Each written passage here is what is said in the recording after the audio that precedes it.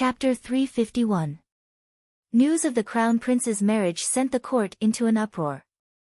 The marriage of an imperial family was a complicated affair, to say nothing of the fact that it involved Emperor Tianhui, the imperial uncle's estate, and Great General Mu's three major powers. No one expected the crown prince to marry a woman with such a notorious reputation like Mu Luiyue. But when the news came out, everyone suddenly realized that the crown prince marrying Mu Luiyue was the wisest and most correct choice. Emperor Tianhui's heavy reliance, the imperial uncle's support, and General Mu's support would push the crown prince to unprecedented heights. He'd be able to represent Tianning's imperial clan against His Highness Duke of Qin. Han Yunqing heard news of the crown prince almost every day after she returned from her meeting with Mu Qinggu. Everything in the world was public. Han Yunqing didn't understand the struggles between men, nor was she interested in Tianning's politics. Still, she felt more pity for Mu Qinggu than disappointment. He was Tianning's most valiant and skilled young general and the only heir to the Mu estate. He was also the most outspoken person in the court. He was so young and outstanding, but he'd yielded just like that. Han Yunqing had just left the study to concoct poisons when Zhao Mama came forward with news from the palace. Esteemed Wang Fei, I heard the Empress Dowager added another 100 bolts of silk and 10 chests of jewelry to the general's estate as betrothal gifts. Han Yunqing couldn't help but knit her brows. Just yesterday, she'd heard that the Empress Dowager was planning to give 150,000 taels of silver and a whole bunch of precious items as betrothal gifts. Yet she'd added so many things today. The national coffers were suffering losses and the famine was severe, but the Empress Dowager had plenty of private savings. Esteemed Wang Fei, the Empress Dowager doesn't have that much money, but the imperial uncle's estate does. Zhao Mama was afraid that esteemed Wang Fei wouldn't understand, so she hastened to add on. But how could Han Yunqing not know? Water can carry a boat, but it can also capsize it. This kind of ruling won't last long. Han Yunqing said coldly. Zhao Mama didn't understand, so she complained, Esteemed Wang Fei, you really shouldn't have saved the crown prince back then. You were saving our enemy. Instead of complaining like that, it was better to blame Lady Tianxin. She shouldn't have saved Empress Dowager Li back then. Without her, there wouldn't be Emperor Tianhui today, and none of this would have happened. Complaining was useless. Don't worry, His Highness isn't afraid of them. Han Yunqing wasn't afraid of them either. Han Yunqing had been going to the Bailey Army Mansion for several days in a row. She also had to go today, but she was certain that the poison in Bailey Mingxiang would act up. She really couldn't bear to stand aside and watch. She had the ability to save him, but she couldn't. In addition, she was depressed by Mu Qingwu's matter, so she decided to go out and get some fresh air. Granny Zhao, call little Yu. Let's go to the streets. Granny Zhao and Su Xiaoyu both liked to go out. Soon, the three of them dressed up in a low-key manner and went out in a carriage. Han Yunqing hadn't paid much attention to Su Xiaoyu because she had been busy a while ago. Today, when she looked at her carefully, she found that the little girl had washed herself clean. Even though she was wearing a maid's clothes, she still had an indescribable temperament. Little Yu said that she had been an orphan since she was young and didn't know who her parents were. Han Yunqing pondered. Based on this child's appearance and temperament, she definitely didn't have a bad background. She was afraid that something had happened to her family. She was also an orphan in her previous life, so she still pitied Su Xiaoyu and Han Yunqing. Little Yu, have you ever thought of looking for your parents? Han Yunqing asked. Su Xiaoyu's heart immediately became alert. However, she still had an innocent look on her face as she asked in surprise, Can I look for them? Han Yunqing was happy, Did someone say that you can't? Su Xiaoyu was overjoyed, but her eyes quickly dimmed. Esteemed Wang Fei, are you trying to chase me away? There was actually such a misunderstanding. Han Yunqing didn't know whether to laugh or cry. How could that be? I'm afraid that when you want to leave, I won't be able to stop you. But I can't find them. Su Xiaoyu sadly lowered her head. Han Yunqing had previously asked Steward Luo to investigate, but it was a pity that this child was raised by a beggar leader. There wasn't a single clue, so it really wasn't easy to find them. Seeing Su Xiaoyu's disappointed look, Han Yunqing was about to comfort her, but Zhao Mama heartlessly smiled and said, "Little you can eat and drink well with Princess Consort, so why are you sad? Princess Consort is your second parent, so why are you still looking for your parents?" Although Zhao Mama was heartless, she usually treated Su Xiaoyu very well. She would give her all the delicious food. Su Xiaoyu had only been here for a short period of time, but she had already gained a lot of weight. Su Xiaoyu looked up with a confused expression, not knowing how to answer. Han Yunqing couldn't help but laugh. All right, let's not talk about this. Let's go, I'll take you two to pick out some jewelry. When a woman went out shopping, it was nothing more than eating and wearing clothes. Han Yunqing was no exception. Before the Empress Dowager's birthday banquet, she had found a good store to buy jewelry. There were quite a few good things inside, but it was a pity that time was tight, so she didn't have time to carefully pick it out. She was still thinking about it even now. That store was called Golden Jade Fate, specializing in jewelry and hair accessories. The jewelry in the store was one of a kind and they only sold one of each style. If one didn't make it in time, they wouldn't be able to find a second one in their life. Han Yunqing and the others arrived at the entrance. Before they even got out of the carriage, they found 6 guards with swords standing outside the door. Princess Consort, what kind of important person has come? They actually brought 6 guards with swords. Zhao Mama was surprised. There was a reason for bringing guards with swords out. Based on this posture, the person inside was at least a member of the royal family. Han Yunqing glanced over and her interest waned. The guards with swords were blocking the door, meaning that they had taken over the entire store and were not letting other buyers in. Come back another day. Let's go to the Han family. Han Yunqing wasn't a meddlesome person, so she was too lazy to look for trouble. But who would have thought that when they were about to leave, they would hear a pitiful cry of pain. Ah, Princess Consort, it's that female shop owner. Zhao Mama had been here before, so she immediately recognized the voice. As soon as her voice fell, another pitiful cry rang out. Ah! Spare me! Miss Luyue, this commoner can't do it. The following words were filled with sobs, so Han Yunqing couldn't hear them clearly. But she didn't miss the words, Miss Luyue. Miss Luyue. Han Yunqing was suspicious. Princess Consort, it's Mu Luyue acting wildly. Go down and take a look, quickly. Zhao Mama liked to join in on the fun. Not only did she go down, she also dragged Su Xiaoyu down. Mu Luyue used to bully people in the palace when she was with Princess Changping. Zhao Mama had met her a few times and didn't like this girl very much. Now that she was going to marry the crown prince, Zhao Mama was even more displeased with her. Of course, no matter how displeased Zhao Mama was with her, she wasn't as displeased with Han Yunqing. Not to mention Mu Yoyue's previous insults and framing of her, even the matter of Mu Qinggu surrendering to the crown prince was all because of this stinky girl's vanity. Han Yunqing's only regret was that she made a bet with this stinky girl and didn't completely destroy her. After losing the bet last time, Mu Luyue didn't fulfill her promise and didn't even give an explanation. She hadn't shown her face since. Since she met her here today, how could Han Yunqing not meet her? Han Yunqing got off the carriage and saw Zhao Mama leading Su Xiaoyu to the side. I thought you went in first. Han Yunqing teased. Zhao Mama's smile was full of meaning. Esteemed Wang Fei, there are 6 guards. This old servant can't get in without you. Han Yunqing was amused. Then let's not go in. Have her come out. So speaking, she strode towards the gates, but was quickly blocked by a guard with a blade. Don't you have eyes? Don't you see your brothers standing guard?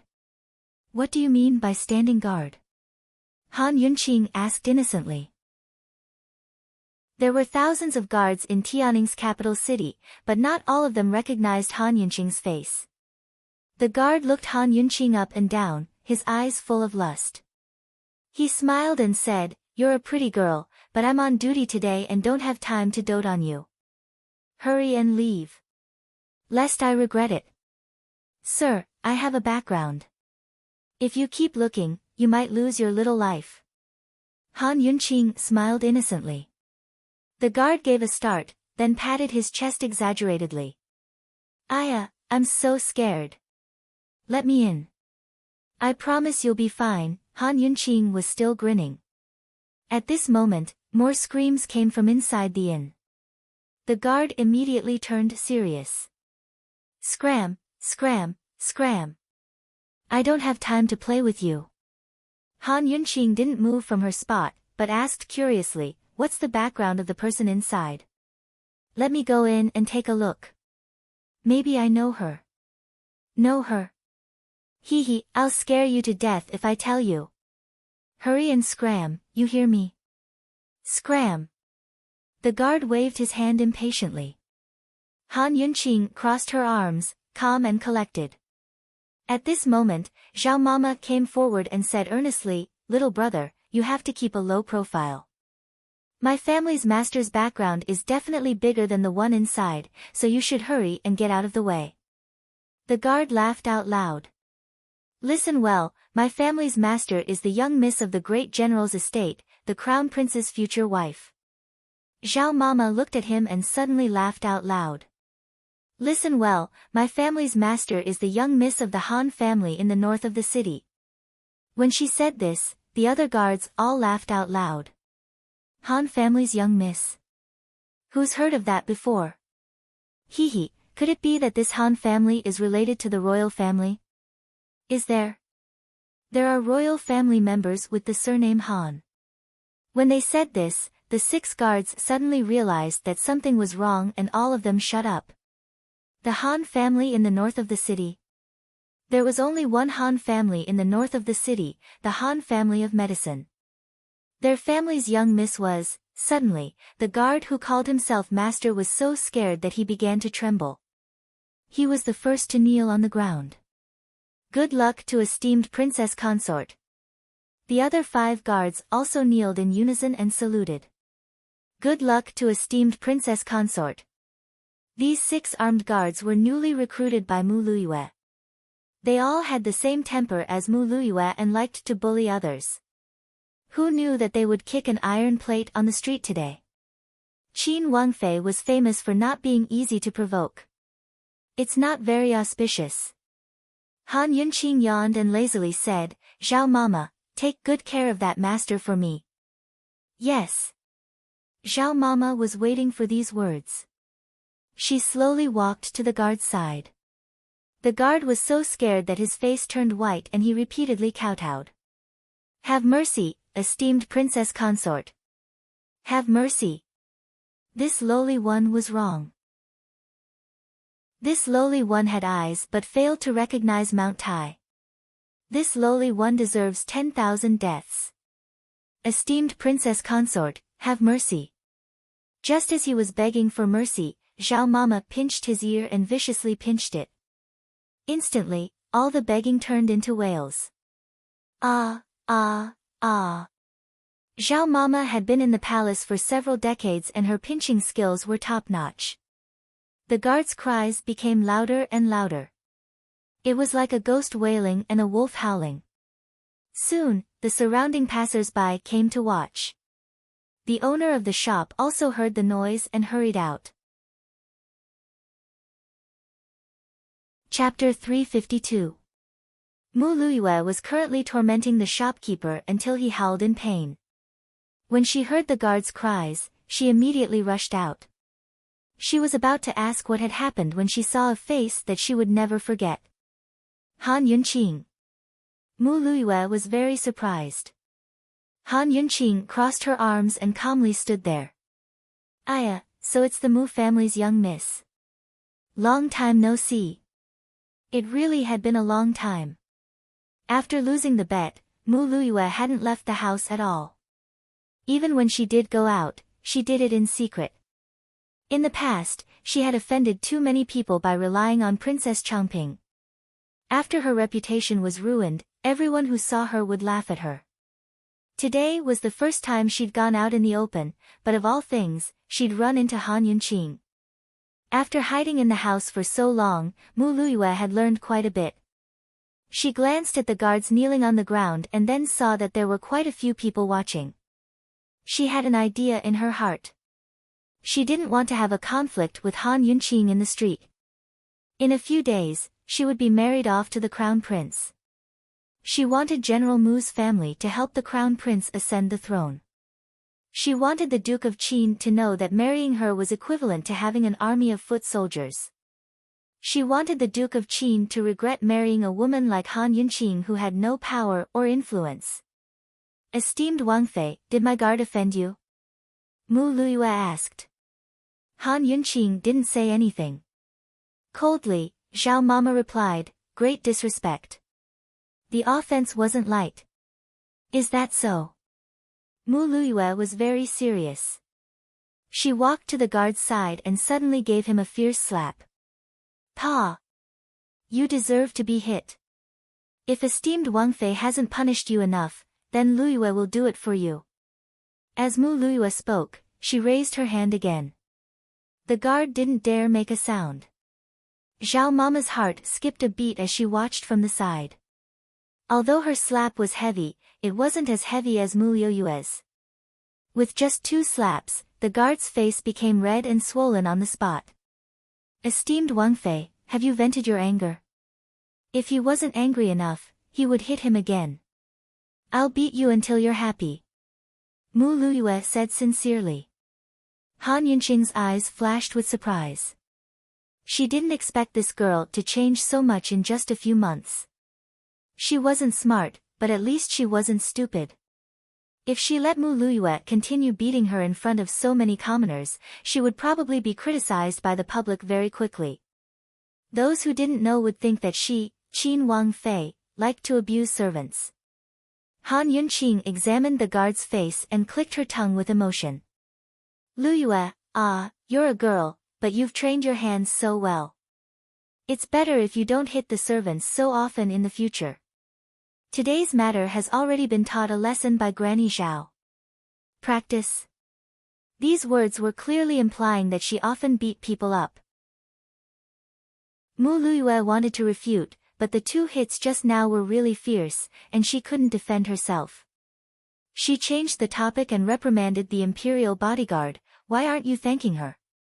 Esteemed Wang Fei is in a good mood today, otherwise how could she not care about a servant like you? The meaning behind these words was that the princess consort was petty and even cared about how she treated servants. In this battle of words, Mu Luiyue was not willing to be outdone. Han Yunqing began to laugh, that's right. This princess is in a good mood today. Otherwise, not to mention a servant, this princess would have heavily punished you as the master. As soon as her voice fell, Granny Zhao was the first to laugh. There were also several laughs coming from the crowd. Mu Luiyue was too smart for her own good. She had dug a hole for herself in the end. Mu Luiyue's face turned half black. Other than thanking the princess consort for not punishing me, what else could she say? It was fine as long as the imperial bodyguard thanked her, but now she had to bow and thank her as well. You may rise, Han Yunqing calmly waved a hand. Even the Empress Dowager was no match for Han Yunqing's glib tongue. Mu Luiyue might have improved, but she was still inexperienced. If not for the fact that they were in front of so many people, Mu Luiyue would have lost her temper long ago. She told herself to endure it. She couldn't fall for Han Yunqing's tricks.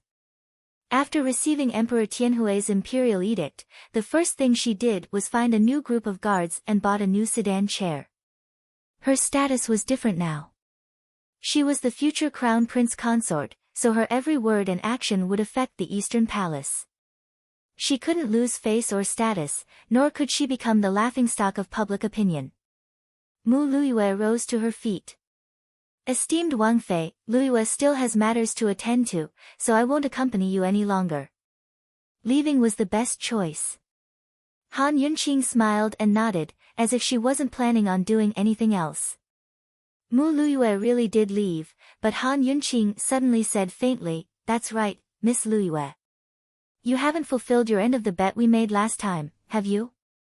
Hearing this, Mu Liyue's entire body felt unwell. That was all in the past. It was all in the past. Why was Han Yunqing bringing it up again? She was going to marry the crown prince in a few days. Right now, the entire capital was talking about the crown prince's wedding. Han Yunqing was obviously doing this on purpose. Mu Liyue grew angrier the more she thought about it. In the end, she couldn't help but turn around and shout, "Didn't my big brother run around the streets in my place? What else do you want? You disappeared after you lost the bet.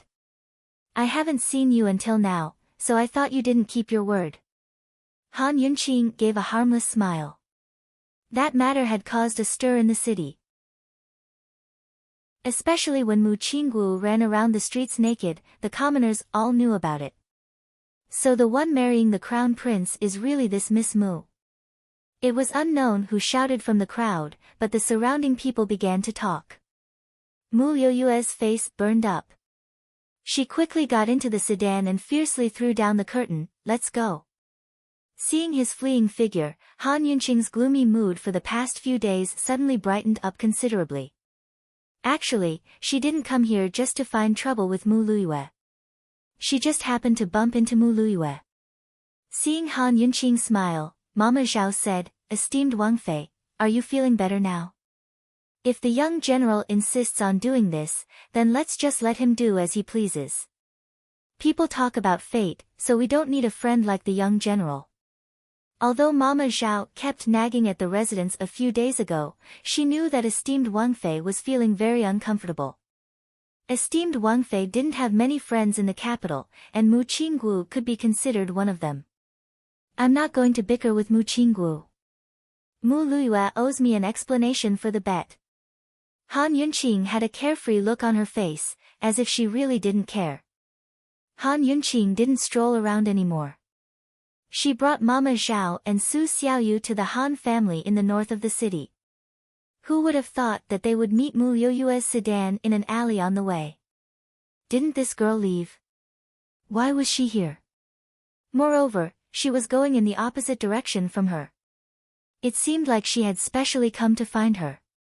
The alley was very narrow, so the carriage and sedan had to be very careful when passing through it. Otherwise, they would easily get stuck. The carriage and sedan stopped. Unlike their previous behavior on the street, there was no one around. Mu Liyue didn't have any scruples and was extremely arrogant. She didn't get off the carriage. Instead, she lifted the curtain and said with a smile, "Han Yunqing, come out." Han Yunqing was too lazy to put on an act with her. She lifted the curtain and asked coldly, "What's the matter?" "I forgot to tell you earlier. The crown prince will give me a grand wedding. He will personally come to the general's residence to marry me. Also, the betrothal gifts that the imperial family gave to my family can fill an entire street." Mu Liyue proudly said. She was about to go back, but the more she thought about it, the angrier she became. The more she thought about it, the more unwilling she became. She couldn't help but turn around and chase after Han Yunqing. "What does it have to do with me?" Han Yunqing coldly asked. "You have to attend." Mu Liyue smiled, "You're also marrying into the imperial family, but it's a pity you don't have a wedding or a betrothal gift. I heard that the Duke of Qin's manor only sent a wedding nanny and the wedding procession was hired by your Han family. Ze, you really are pitiful. You haven't seen the imperial family's wedding procession yet, right? Take a good look at it when the time comes. If you want to know how many betrothal gifts the imperial family gave me, you can come to my house to take a look."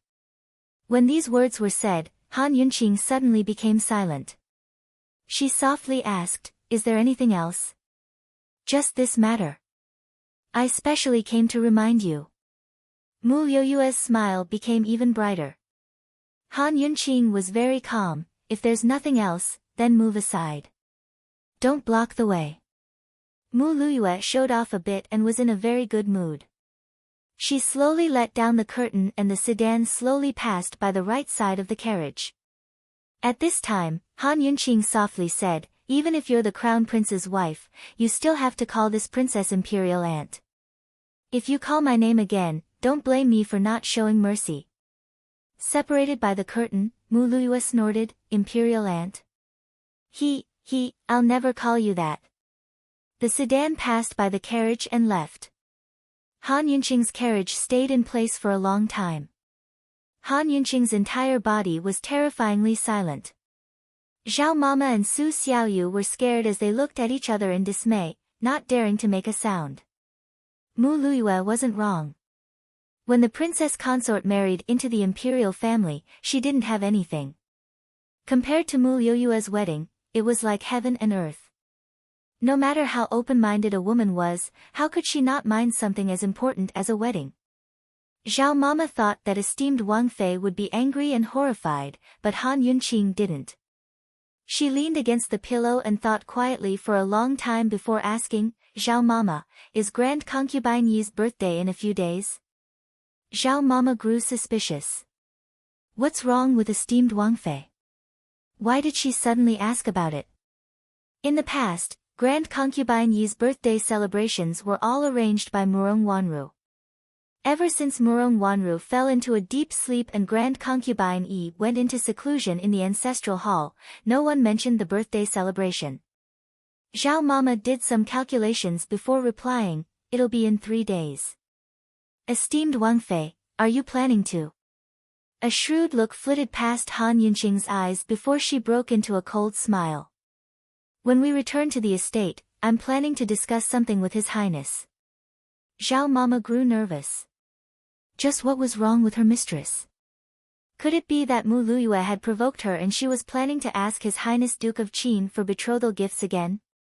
With her personality, she wouldn't do that. Just what did she want to do? Currently, Long Fei Yi was discussing matters with Tang Li and Chu Shifeng at his estate. He hadn't left the capital city since returning from Medicine Ghost Valley. The Crown Prince's marriage truly did pose a threat to him. Of course, he'd made his moves against the imperial uncle's estate long before the betrothal took place. "Master, we've already investigated clearly. A total of 400,000 dan of grain was sent to the disaster areas. The National Treasury gave out 200,000 dan, while the officials and rich merchants of the country gathered another 200,000 dan. Only 100,000 dan were actually distributed to the disaster victims. We're still investigating how much the imperial uncle's estate ate," Chu Shifeng reported. Long Fei Yi clenched his fists and pounded them on the table. He was about to speak when Han Yunqing arrived. Chapter 353. Seeing Han Yunqing enter, Long Fei Yi didn't say a word. Chu Shifeng withdrew to one side as well. Han Yunqing could tell that they were discussing business, but her matters were more urgent. She wanted to explain everything to Long Fei Yi immediately. "Your Highness, there's something I need to discuss with you, right?" she said seriously. Su Xiaoyu returned to Leisurely Cloud Pavilion. Zhao Mama couldn't stop worrying, so she followed closely behind, afraid that her mistress would do something stupid after being provoked. Hearing this, she grew nervous and secretly tugged at Han Yunqing's robes. Although Zhao Mama really wanted to tell His Highness Duke of Qin about Mu Youyue's humiliation of esteemed Wang Fei, she didn't dare. She knew His Highness liked esteemed Wang Fei, but how much? Where was his bottom line? She wasn't sure either. She only knew that His Highness and esteemed Wang Fei were no longer 100 paces apart, but they weren't very close either. Their marriage had been arranged by the Empress Dowager while Emperor Tianhui had urged them on. Back then, the wedding had been a form of humiliation to His Highness Duke of Qin. If esteemed Wang Fei came to haggle over the wedding and betrothal gifts now, His Highness Duke of Qin might not be happy, much less compensate her. "What is it?" Long Feiyi asked. In his impression, this woman rarely took the initiative to discuss matters with him, much less be in such a rush. Allowing Zhao Mama to tug at her robes from behind, Han Yunqing said seriously, "Your Highness, Qinxie wants to hold a birthday banquet for Mu Fei." Zhao Mama was stunned. How could this be? Long Feiyi and the rest were surprised as well. Why would this woman suddenly have such an idea? Why? Long Feiyi asked. Han Yunqing's eyes flashed with craftiness before she suddenly drew close. Long Feiyi was surprised, but he didn't avoid her. Han Yunqing grinned and leaned close to Long Fei's ear. She whispered something, but Long Fei only nodded his head in amusement. The few people present were confused. They wanted to ask, but they didn't dare to interrupt. Han Yunqing spoke in detail for a long time. Her breath unintentionally tickled Long Fei's ears. When she finished speaking and stood up, Long Feiyi actually felt that she hadn't had enough. However, Han Yunqing had no idea how intimate the scene was. She asked seriously, "Your Highness, what do you think?" Long Feiyi casually pinched his ears and said, "Let's do as you say." Han Yunqing was overjoyed. "Will His Highness participate?" Long Feiyi chuckled. Yes. The two of them seemed to be in a good mood, but Tang Li and the others were confused. What did they talk about? Were they really going to hold a birthday banquet for Grand Concubine Yi? After Han Yunqing left, Tang Li asked in bewilderment, "Big bro, it shouldn't be appropriate for Grand Concubine Yi to show her face again, right?" Ever since Mama Su's incident, the two people in the palace had been investigating Long Fei's origins in secret. Grand Concubine Yi was the most dangerous person. Once she fell into their hands, things would be troublesome. Long Feiyi only replied with 3 words. "It's fine." That very day, Han Yunqing began to prepare for Grand Concubine Yi's birthday banquet. The first thing she did was write out invitations to all the members of the imperial clan, nobles, and officials. Whether they were on Long Fei's side, Emperor Tianhui's, or even neutral parties, she invited all of them. Of course, she had Long Fei's permission to do so. She was using Long Fei's name to invite them. Once the invitations were sent out, it stirred up much discussion. Grand Concubine Yi's birthday banquet was only a few days away from the Crown Prince's wedding. What did the Duke of Qin's estate mean by this? They're trying to steal the limelight. I'd like to see how many people will go. It's unwise to do so at a time like this. The Duke of Qin's men will naturally go, but they can only sing their own one-man show. As I see it, the Duke of Qin's men must have turned traitor. Perhaps there'll be a good show to watch this time. I never expected the great general to stand on the Crown Prince's side.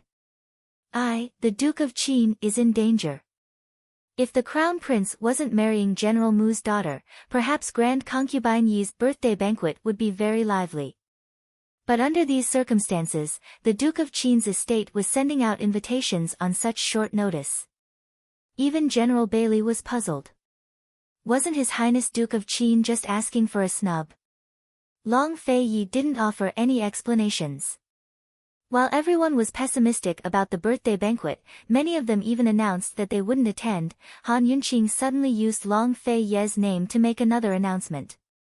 The gist of the announcement was that Grand Concubine Yi's birthday banquet would be a vegetarian one. Because Grand Concubine Yi was a vegetarian, and because of the severe famine, she advocated frugality and rejected extravagance. Most importantly, she wouldn't accept any congratulatory gifts, but would hold an auction for precious medicinal plants during the banquet. All proceeds would be used to donate to the disaster areas. Once the announcement was made, it caused a huge uproar. None of the supporters of the Duke of Qin's estate had any objections, but all of them were full of praise and support. Even Emperor Tianhui's side and the neutral factions couldn't refuse. After all, this was a good thing for the sake of the people. Even if they didn't like it, they had to show their support on the surface. Han Yunqing really was naughty. Instead of making things clear all at once, she sent out invitations first, followed by an announcement. How many cynical people had slapped themselves in the face? Long Fei-yi stood in his study, watching the busy figure by the window of the leisurely cloud pavilion. His gaze grew doting. Emperor Tianhui stared at the invitation for the Empress Dowager with a gloomy face. Buying the hearts of the people, what a hypocrite. I'll go take a look and see what kind of tricks they're playing. The Empress Dowager still disapproved. But Han Yunqing sent people to spread the news. Within 2 days, the news had spread to the capital and the surrounding cities, even spreading throughout the country. In a flash, the news overshadowed the news of the Crown Prince's wedding. Everyone was talking about Grand Concubine Yi's birthday banquet and singing praises of His Highness Duke of Qin's love for the people. No one mentioned the Crown Prince or Mu Luiyue again. Before the banquet even started, Han Yunqing had already built up the momentum. By now, both the Empress Dowager and Emperor Tianhui were growing anxious. Of course, outsiders had no idea that this was Han Yunqing's idea. Everyone assumed it was the Duke of Qin's handiwork. There were only a few days between Grand Concubine Yi's birthday banquet and the Crown Prince's wedding. How could the Crown Prince dare to hold a grand wedding at this critical juncture? Even the betrothal gifts couldn't be excessive. But the list of betrothal gifts had already been made public. It wouldn't be right to refuse now. Imperial Father, as Ken sees it, why don't we donate all the betrothal gifts? Donate all the silver for the wedding preparations, too. Let's keep it simple. Long Tianma admired His Highness Duke of Qin's methods. Marrying Mu Luiyue was only for the sake of the general's estate. He didn't care about the wedding. To him, the simpler it was, the easier it was. He never thought he'd marry Mu Luiyue. The more lively the wedding, the more depressed he'd feel. Before Emperor Tianhui could speak, the Empress Dowager raged, "That won't do. How could the Grand Crown Prince's wedding be simple? The Duke of Qin is waiting to see you do it simple. Are you really going to let them have their way? Imperial Grandmother, the hearts of the people are more important than anything else." Ken didn't want to be extravagant in the first place, the Crown Prince said seriously. Of course the Empress Dowager understood this as well, but she couldn't accept it. How much effort had she put into arranging her grandson's wedding? After all, most of the silver for the wedding preparations and betrothal gifts had come from the imperial uncle's estate. In other words, he was using the Crown Prince's wedding as an opportunity to bribe General Mu's estate. Although the wedding was already set and Mu Qingwu was on good terms with the Crown Prince, the imperial uncle still couldn't set his heart at ease. He was a shrewd old fox. He knew that the general's estate might not do anything even if they formed an alliance through marriage. But once he took the money, he'd have no choice but to do things. If this was any other day, General Mu and Mu Qingwu might not accept a large sum of silver directly. But if he used this chance to send it over as betrothal gifts and let everyone know that it wasn't a small sum, then General Mu would accept it. Even if he wanted to refuse the Crown Prince in the future, he wouldn't have the face to do so. If he donated the silver just like that, how was he supposed to explain things to the imperial uncle? The Crown Prince was too lazy to pay attention to the Empress Dowager. His expression was serious as he spoke to Emperor Tianhui. "Imperial Father, the current situation is a good chance for us to win over the hearts of the people. Ken wants to personally attend the birthday banquet auction and use all of the funds from the wedding for the auction." Emperor Tianhui knew better than anyone else that the Crown Prince had to attend Grand Concubine Yi's birthday banquet. Moreover, he had to bring the silver with him to steal back the limelight. He'd rather fight against the imperial uncle's estate in the future than give Long Fei-yi a chance to fight for power now. He'd agreed to attend the wedding banquet precisely because he wanted to use the Crown Prince's faction to rise to power to deal with Long Fei-yi. Originally, he was planning to wait until the wedding banquet was over and the imperial uncle's estate and the general's estate were officially allied. Then he'd make a move against Long Fei-yi. But who knew that the Long Fei-yi would play such a trick at a time like this? It had to be said that Emperor Tianhui admired this move. Of course, he knew what the imperial uncle's intentions were as well. After some hesitation, he stroked his beard and said, "Tianma, you can decide for yourself on this matter." Emperor. The Empress Dowager panicked. "Muhu, there's still plenty of time in the future," Emperor Tianhui said, before adding, "Muhu, you can't let Grand Concubine Yi win over the hearts of the people." These words reminded the Empress Dowager that this was Grand Concubine Yi's birthday banquet. If they held it like this, Grand Concubine Yi's reputation would spread far and wide. Perhaps she'd even surpass the Empress Dowager in the hearts of the people. No, she had to bring the silver with her to steal back the limelight. Mu Luiyue was oblivious to all that was going on in the palace. The general's estate had received an invitation as well, so she naturally wanted to attend. She knew that the famine was a way to win over the hearts of the people, but she didn't think it was that serious. She didn't link it to the wedding banquet. She figured that this would be her first time showing her face in public before the wedding banquet. No matter what, she had to show off a bit. Thus, she prepared quite a bit of silver as well. Just like that, all of the major powers in the capital prepared their silver to wait for Grand Concubine Yi's birthday banquet. If everyone found out that the Duke of Qin hadn't planned this banquet at all, but that Mu Luiyue had provoked Qin Wangfei so she could teach her a lesson, how would they react? But that was a story for another time. Chapter 354.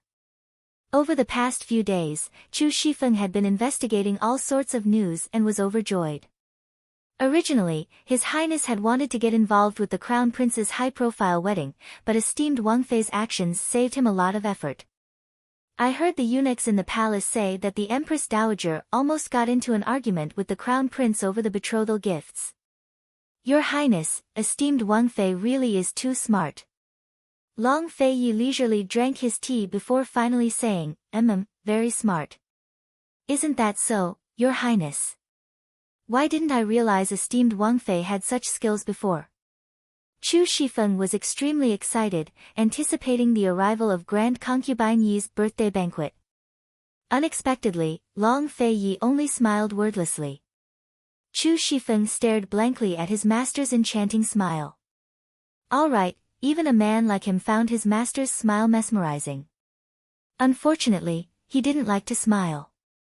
While the entire city was in an uproar and heated discussion, Grand Concubine Yi's birthday banquet arrived as scheduled. The Duke of Qin's estate had always rejected crowds and disturbances, so Yunxi chose a side palace on the western outskirts of the capital to hold the banquet. Grand Concubine Yi and the Empress Dowager were two different people, but Grand Concubine Yi's birthday banquet didn't lose to the Empress Dowager's in terms of numbers or scale. The only difference was that Emperor Tianhui wasn't present. Of course, he was still paying close attention to everything that happened at the banquet. Grand Concubine Yi had long forgotten about worldly affairs, but she was still shrewd enough to know how to deal with such a situation. After a simple banquet, Grand Concubine Yi claimed that she had caught a cold and left the auction to His Highness Duke of Qin. The person in charge of the auction was none other than the familiar Zhao Mama. Han Yunqing sat with Long Fei Yi on the right side of the main stage, while Qin Wangrong sat first on the left, followed by the Crown Prince. Mu Qinggu sat next to the Crown Prince, while Mu Luiyue wasn't the Crown Prince's consort yet, so she sat further back behind Mu Qinggu. After Zhao Mama said a bunch of pompous words, she promised that all proceeds from the bazaar would be made public. His Highness Duke of Qin would personally send people to deliver all the money to the victims as soon as possible. The righteous people naturally praised him, but there were also many people who were not listening. They were hoping to quickly take out the items for the charity auction. They had no choice but to spend money. They only hoped that there would be more choices and that it would be worth the money. Who would have thought that Granny Zhao would announce that there would only be 3 medicinal herbs in this auction? As soon as these words were spoken, the whole place went into an uproar. There were at least 100 people present, and they were only going to sell 3 medicinal herbs for charity. What was the Duke of Qin's manor trying to do? Long Fei Yi had thought that there would be a lot of things. He asked in a low voice, just 3. Your Highness, at least half of the people here are here for the sake of reputation. They don't really want to do good deeds. Why should I give them a chance to pretend to do good deeds and win a good reputation? Han Yunqing asked seriously. After all, news of who had paid how much and what they had bought at today's bazaar had spread like wildfire. Everyone was talking about the bazaar, but how many of them had seriously considered the current situation in the disaster areas? Even if they had money, they wouldn't be able to buy any grain. Tianing country didn't have that much grain right now. Too much money was useless. Actually, Han Yunqing's main goal in holding this bazaar was to extort Long Tianma's money. Long Fei Yi looked at Han Yunqing for a while without saying a word. Instead, he took her hand and intertwined their fingers. Han Yunqing, who had been in high spirits and confident spirits, immediately lowered her head. Her lips split into a smile as sweet as honey. Although she had refused to hold hands like this in the poison sect's forbidden grounds, she really liked it now that the misunderstanding had been cleared up. Mu Liuyue's gaze had been fixed on Long Fei Yi the entire time.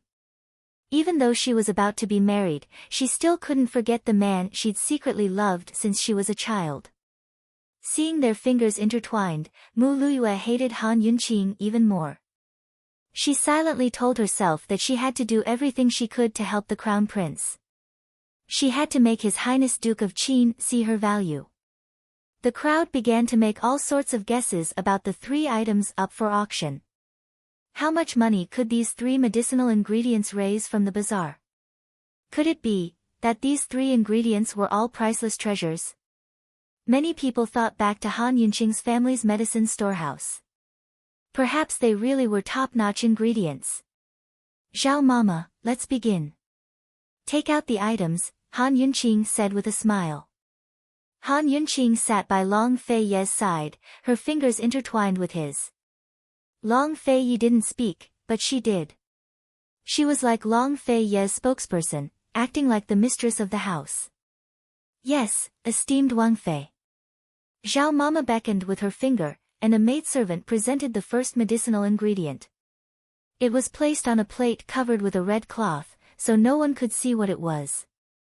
Just as everyone was curious, Granny Zhao lifted the red cloth and saw that what lay on the plate was none other than an extremely ordinary Angelica.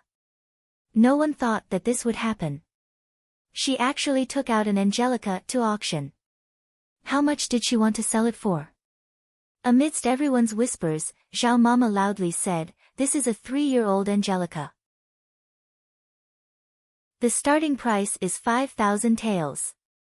5,000 taels. Everyone was shocked once again. Even a 10-year-old Angelica wouldn't be worth 5,000 taels. How was this a bazaar? This was simply extortion. Long Fei Yi didn't know what Han Yunqing had prepared, but judging from the curve of his mouth, he was very satisfied with the Angelica. Although everyone was very dissatisfied, the starting price for the first medicinal ingredient was already 5,000 taels. Who knew how high the following prices would be?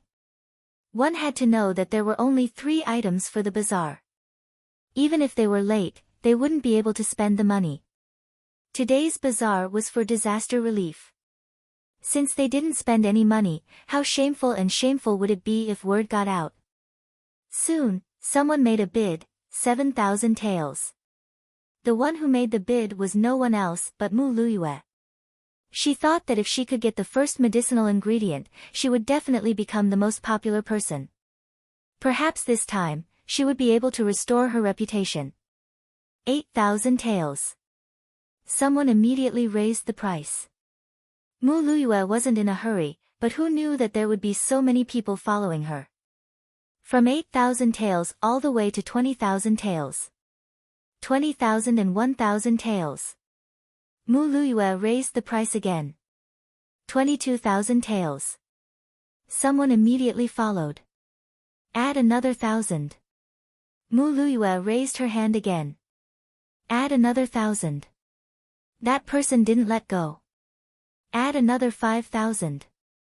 Mu Luiyue threw caution to the wind. This time, that person wilted. 25,000 taels wasn't a small amount. The whole place was silent. Mu Luiyue secretly felt smug. Although 25,000 taels wasn't a small amount, for the sake of her reputation, she was willing to throw caution to the wind. She used up all her private savings, and with the dowry given by her father, it should be enough. 25,000 taels, going once. Is there anyone who wants to increase the price? Zhao Mama asked loudly. Mu Luiyue was feeling smug. She thought that she would definitely win. Who knew that General Bailey would actually open his mouth? 100,000 taels. TSK, what a big deal. Everyone looked at each other in dismay. They couldn't imagine it. Mu Luiyue was immediately dumbfounded. She realized that she was nothing in front of the other party. Old man is willing to contribute to the disaster victims. 100,000 taels. General Bailey's words were very pleasant to hear. The bazaar was just a formality. The key was to pay. This wasn't paying to buy the Angelica, but to donate. General Bailey's generosity is the fortune of the disaster victims. Zhao Mama sighed with emotion. Qin Wangrong and Long Tianma finally couldn't sit still. Long Tianma couldn't help but open his mouth. 200,000. This, how could they play together like this?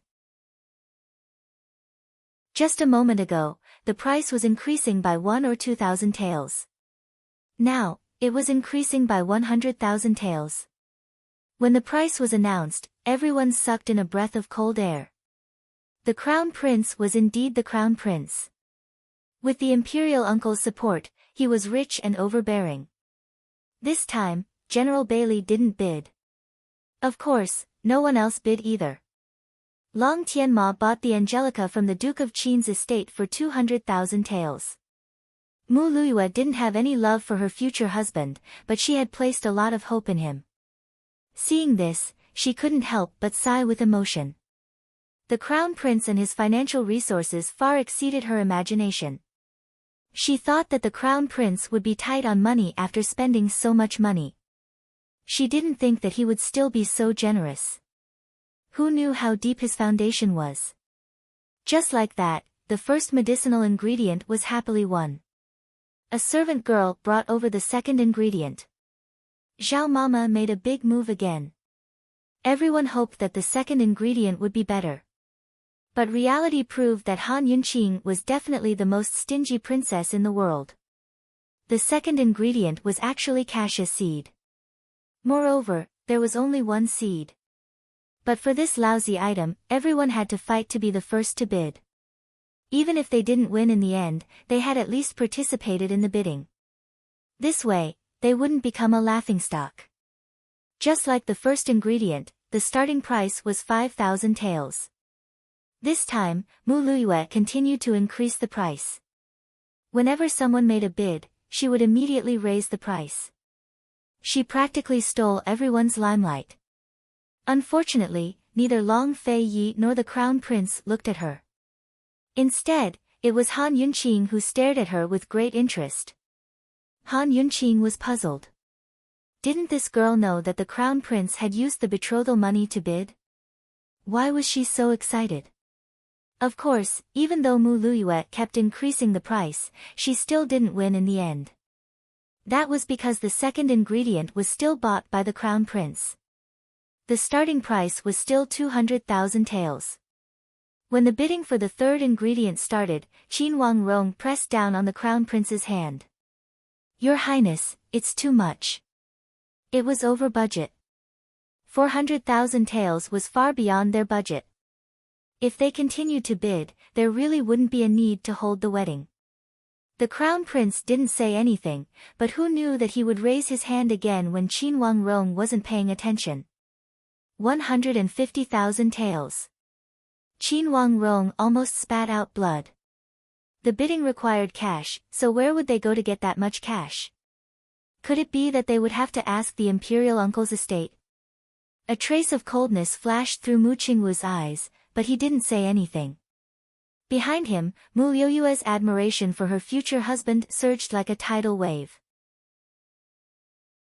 She couldn't help but think, how could she not like this man who had wealth, power, courage, and a bright future ahead of him?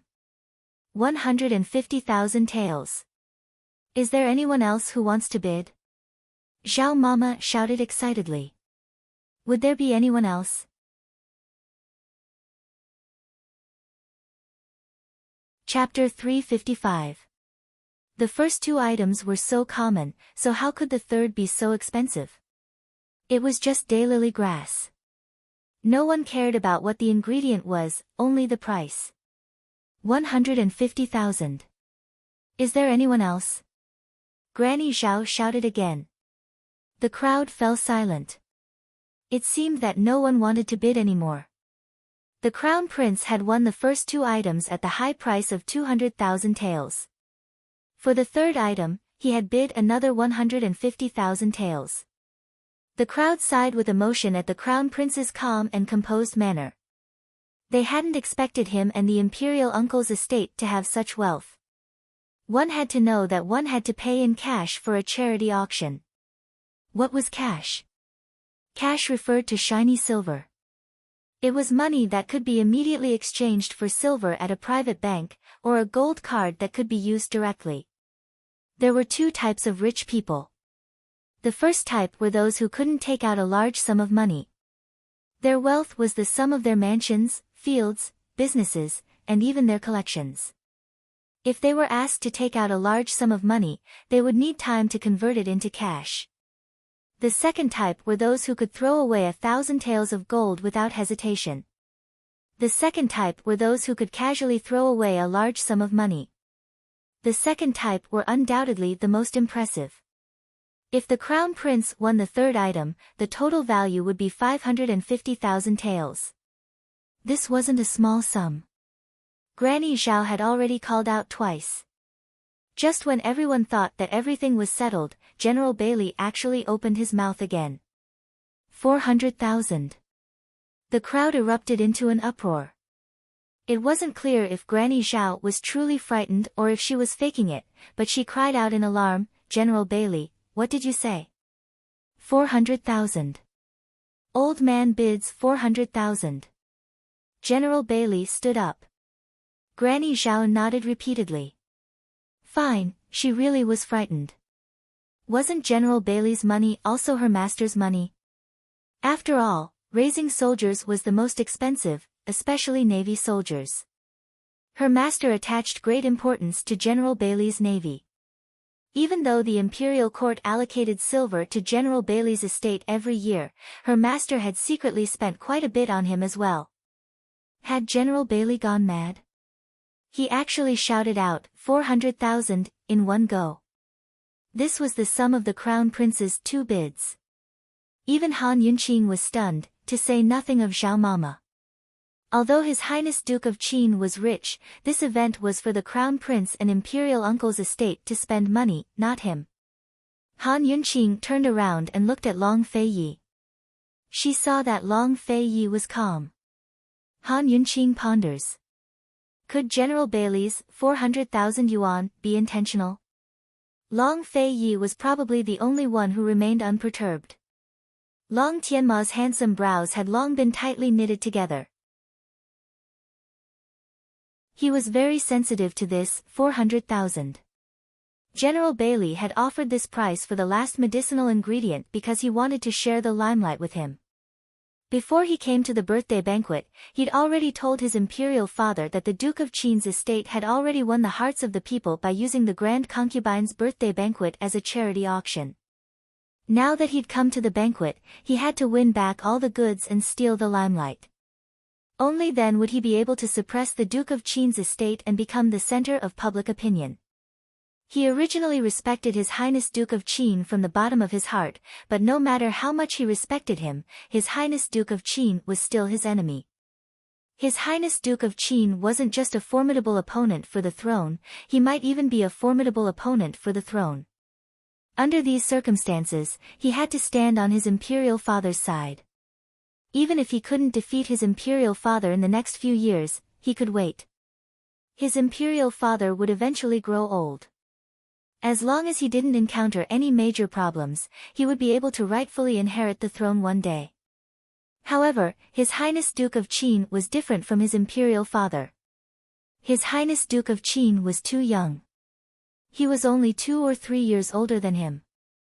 This time, he didn't want to lose to the Duke of Qin's estate. Moreover, he had his own selfish motives. He had purposely overspent the imperial uncle's silver to win the hearts of the people.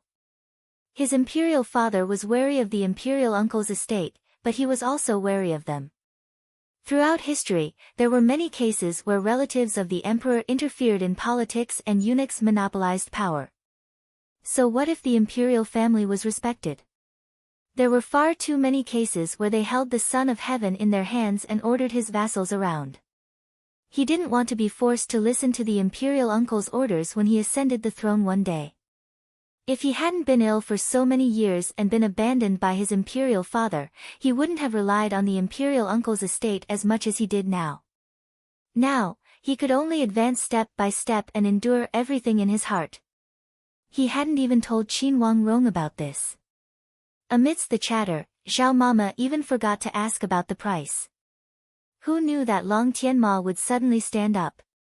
Qin Wangrong couldn't even stop him. He said, 500,000 taels. Unlike the previous uproar, the entire place had quieted down. 500,000 taels. How was this still a charity auction?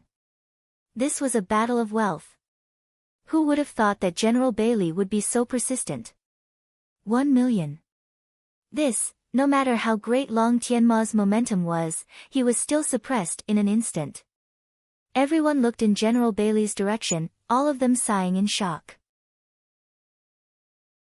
After the Empress Dowager's birthday banquet, almost everyone knew that General Bailey's backer was His Highness Duke of Qin. General Bailey's bid was undoubtedly His Highness Duke of Qin's. In other words, the Duke of Qin's estate wasn't just holding a charity auction, they were also offering such a high price. Who wouldn't be convinced by this kind of play and this kind of spending? Who wouldn't approve? At this time, everyone suddenly realized that His Highness Duke of Qin was richer than they'd imagined. Long Tianma stared at General Bailey in a daze, his breathing ragged. 1 million. He didn't dare to raise the price any further. If he did, the total price would exceed 1.4 million taels. He had no choice but to consider whether the imperial uncle's estate could afford such a large sum of cash. One had to know that the rules of a charity auction were that the buyer had to pay half of the price up front and pay the rest within 10 days. If he couldn't come up with that much cash by then, he'd lose a lot of face. But he really wanted to raise the price even further. Han Yunqing, who'd been pondering General Bailey's actions this entire time, suddenly understood. She was certain that General Bailey didn't really want to bid, but was purposely raising the price to force Long Tianma to raise the price. Han Yunqing grinned craftily. Granny Zhao, what are you waiting for? Hit the hammer. Granny Zhao's mind was blank. She dumbly slammed the hammer down with a resounding clang. 1 million going once. Is there anyone else who wants to bid? The entire hall was silent. 1 million going twice. Anyone else? Granny Zhao shouted again. The hall was still silent. Only the sound of everyone's breathing could be heard. Long Tianma stood in place, holding his breath. He was so close to impulsively raising his hand and shouting out a price, but in the end, he managed to restrain himself. 1 million going thrice. Is there anyone else? Granny Zhao shouted. She raised the hammer high and was about to hit the hammer. In that moment, everyone's eyes gathered on the hammer. Even Han Yunqing and General Bailey couldn't help but feel nervous. Raising the price like this, would they end up shooting themselves in the foot? Not only did they fail to make the Crown Prince raise the price, but they also lost the 150,000 he'd originally bid. The bidding hammer slowly fell onto the table. Only Long Feiyi gracefully raised his teacup and lowered his eyes to sip the tea. In this tense atmosphere, 1 flower, 1 cup of tea, one world. In this silence, someone suddenly stood up. It was none other than the imperial uncle's only son, the Empress Dowager's most beloved grandnephew, the crown prince's cousin, and the most hedonistic young master in the capital.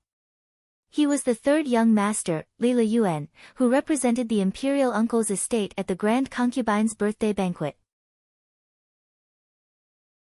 He was very skinny, but he was dressed in loose, wide-sleeved brocade robes and a large jade pearl necklace.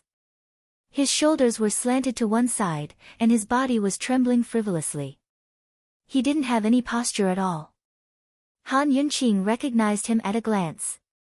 She remembered how she'd gone to the imperial uncle's estate to save him when the plague had threatened Tianning's capital. The situation had been dire then, and this fellow might have lost his life if she'd been late.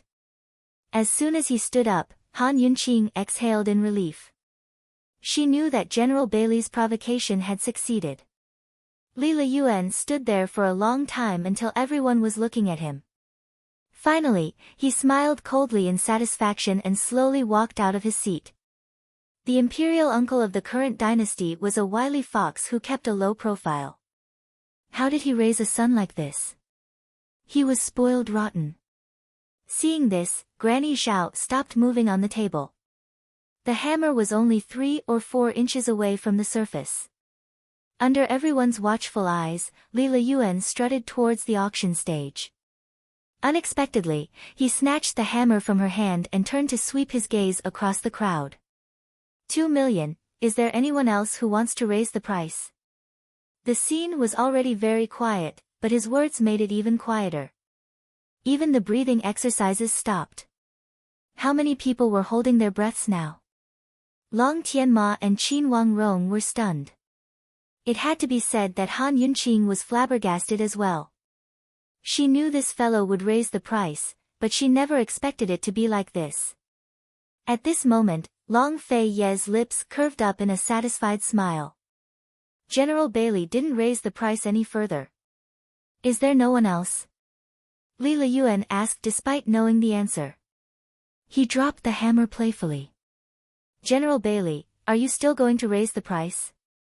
He actually dared to provoke him. If not, then I'll drop the hammer. Don't regret it. So speaking, he dropped the hammer again. He didn't dare to provoke the Duke of Qin directly, but he still shot him a glance. Is there anyone else who wants to raise the price?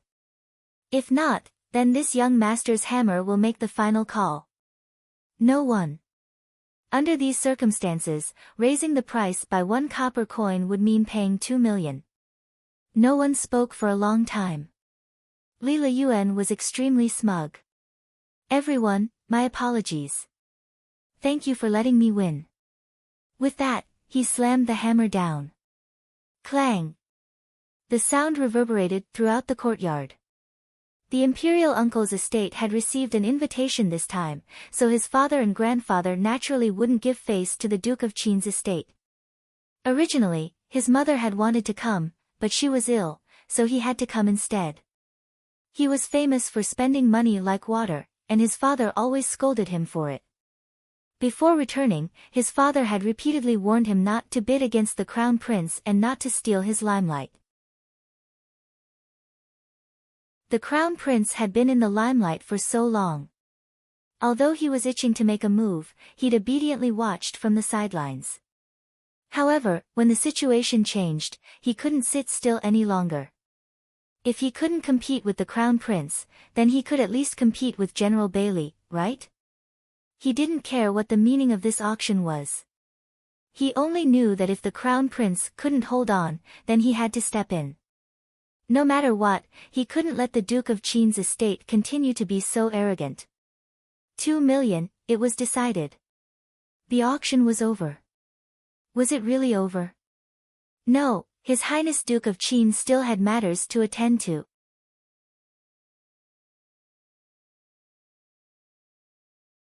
Chapter 356. With 3 strikes of the hammer, the third ingredient went to the imperial uncle's third young master, Lila Yuan, for a sky-high price of 2 million taels of silver. Now that all 3 ingredients had been sold, the auction should be over. No one expected it to end so quickly. It hadn't even been an hour yet. Li Liyuan swaggered back to his seat, still clueless as to what a stupid thing he'd just done. But there were plenty of smart people present, so most of them had already realized what had happened. General Bailey hadn't really wanted to bid, but had raised the price on purpose. Without General Bailey's meddling, the third ingredient would have gone to the Crown Prince for 150,000 taels. But General Bailey's bid and Li Liyuan's idiocy meant that the imperial uncle's estate had to fork out an extra 1,850,000 taels. 1,800,000 taels of silver was no small sum. Would the imperial uncle die of anger if he heard the news? In any case, there were those who rejoiced, while others were worried. Li Liyuan didn't think much of it. He knew his father was rich, but he wasn't sure how much. He should be able to afford it. Long Tianma and Qin Wangrong's faces had both turned white. Mu Qingguo wanted to laugh, but he forced himself not to. Behind him, Mu Luyue had long been stupefied by the sight. She couldn't help but wonder if the imperial uncle's estate was really that rich. Many people stole glances at His Highness Duke of Qin, who was leisurely sipping his tea, and couldn't help but shiver. General Bailey's actions were all incited by this cold-faced duke. The calmest man present was the scariest of all. "Your Highness is brilliant," Han Yunqing murmured. She only wanted to swindle the imperial uncle's estate for a few 100,000 taels, but Long Fei Yi had doubled the price for her. Long Fei Yi leisurely poured her a cup of tea without a word. Zhao Mama was already grinning from ear to ear. She was about to announce the end of the auction when a loud voice came from outside the courtyard. "Esteemed Empress Dowager has arrived." That's right, Empress Dowager Li had arrived. Aside from the previous emperor and the current one, she'd never deigned to attend anyone's birthday banquets. She'd never do that to an archenemy like Grand Concubine Yi. However, the birthday banquet this time was different. The situation was also different. She had no choice but to come. Of course, she had to put on airs. She was late. Although she was late, she had calculated the time. After the vegetarian banquet was the auction for charity. She wanted to bid for at least 10 medicinal herbs in the auction. She came at this time, neither too early nor too late. She could bid for something and express her feelings to the people in the disaster area. Then, she could return to the palace after drinking a few cups of tea. Everyone looked at the gate of the courtyard and saw the Empress Dowager dressed casually with only 2 or 3 palace maids. Long live the Empress Dowager! Everyone stood up and bowed. Empress Dowager Li had her usual benevolent smile. "You may dispense with the formalities," everyone dispense with the formalities. Everyone stood up. They were all very puzzled. The news couldn't have spread so quickly. The Empress Dowager definitely didn't come because Li Liyuan had offered such a high price. However, the auction was already over. What was she doing here? The Empress Dowager gracefully sat down at the head seat next to Qin Wangrong. She glanced at Zhao Mama on the auction stage. "Continue." As she spoke, she turned to Qin Wangrong and whispered, "Did you bid?" Unexpectedly, Li Liyuan smiled and said, "Great aunt, the auction ended long ago." The Empress Dowager was immediately embarrassed. It ended? How was that possible? The quiet atmosphere made the Empress Dowager even more embarrassed. She coughed a few times and asked Qin Wangrong in a low voice, "What happened?" Qin Wangrong didn't know what to say. In the end, he concisely told the Empress Dowager everything that had happened in less than an hour. Instantly, the Empress Dowager couldn't care less about embarrassment. Her first reaction was to glare angrily at Li Liyuan.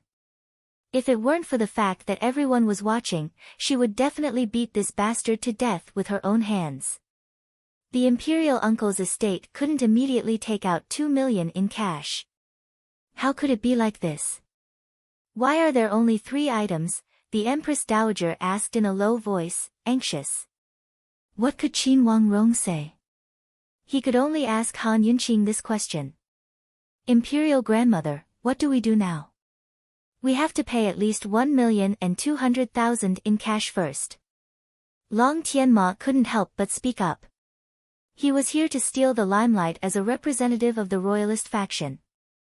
He couldn't come here to embarrass himself. The Empress Dowager was so angry that she felt unwell. Her face paled considerably, but she pretended to be calm and smiled. It seems that Ijia has arrived late. As she dealt with the situation, she quietly ordered, hurry and send someone to the imperial uncle's estate. Have him think of a solution. She really couldn't think of a solution. Even if she deducted all of the harem's allowance for this month's expenses and cosmetics, she still couldn't afford to withhold such a large sum. The national treasury had been tight for several years now, and the harem's welfare had long since declined. In order to keep up appearances, she had to fork out quite a bit of her own private savings for the birthday banquet. Based on her understanding of the imperial uncle's estate, even if the estate didn't have enough cash, the imperial uncle would still be able to think of a solution. I sent someone over a long time ago. They probably haven't arrived yet, Qin Wangrong replied in a low voice. The side palace in the suburbs was still a bit far from the center of the imperial capital. Otherwise, the Empress Dowager would have received the news long ago and wouldn't have embarrassed herself like this. It's good that they've gone. Don't worry, the imperial uncle will definitely scrape together the silver. So speaking, she leisurely picked up a cup of tea and asked, Duke of Qin, where's your Mufei? Why isn't the birthday star anywhere? Although she was getting on in years and often muddle-headed from lack of sleep, she had experienced her fair share of trials and tribulations. Under the watchful eyes of the crowd, the Empress Dowager could still hold her ground. In public, she couldn't afford to lose the support of the imperial faction. In private, she'd suffered a severe setback at Han Yunqing's hands not too long ago. Even if she had to pay over 2 million taels for this charity auction, she had to fight for her dignity and prevent the Duke of Qin's estate from getting their way. Mufei caught a cold and has already returned to the estate. If esteemed Empress Dowager misses her, you can come to the estate. Long Fei Yi was never polite with his words. How could the Empress Dowager really go to the Duke of Qin's estate to visit Grand Concubine Yi? Still, her face was full of concern. How could you be so careless? Have you called for an imperial physician? Wasn't that obvious? If she was sick, she'd naturally call for an imperial physician. The Empress Dowager was clearly stalling for time, but Han Yunqing wasn't that patient. She was anxious to force the Empress Dowager and Li Liyuan to hand over the silver. However, just as she was about to urge Zhao Mama to end the auction, Long Fei Yi stopped her. There's no rush. No rush? What else does this guy want? Is there anything else he can do? The auction was a complete success. It couldn't have been worse. Han Yunqing couldn't think of anything else Long Fei Yi wanted, but she was more than willing to wait patiently. Long Fei Yi didn't pay much attention to the Empress Dowager. When the Empress Dowager started chatting with the others, no one dared to be as arrogant as Long Fei Yi. Everyone responded respectfully. Time flew by as they chatted. Before long, the young eunuch who'd been sent to the imperial uncle's estate returned. Esteemed Empress Dowager, the imperial uncle said that he'll be able to raise half of the money by the end of the year. The rest will be raised within 10 days. The young eunuch reported truthfully. In truth, he wanted to say that the imperial uncle had smashed everything in his study before he gave those words. He'd almost drawn a knife and rushed over to kill a certain someone. The Empress Dowager, Qin Wangrong, and the Crown Prince all sighed in relief. It's good that the problem isn't too big, the Crown Prince said indifferently. Although the price was high, at least we managed to steal the limelight. Once news of this spreads, the Duke of Qin's estate's reputation will fall behind the Crown Prince and the imperial uncle's estate. Qin Wangrong sighed. This was their only consolation. At the very least, they'd achieved their goal in coming here after paying such a high price. The crown prince hadn't wasted 2 bids of 200,000 taels. That's right, that's right.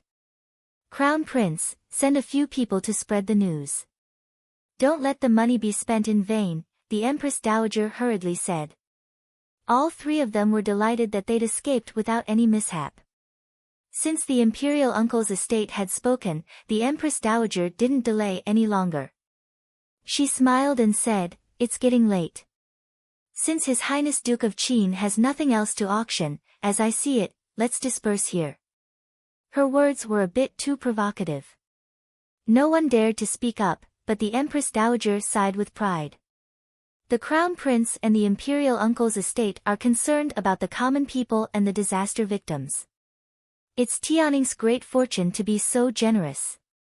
Many of the people present chimed in at her words.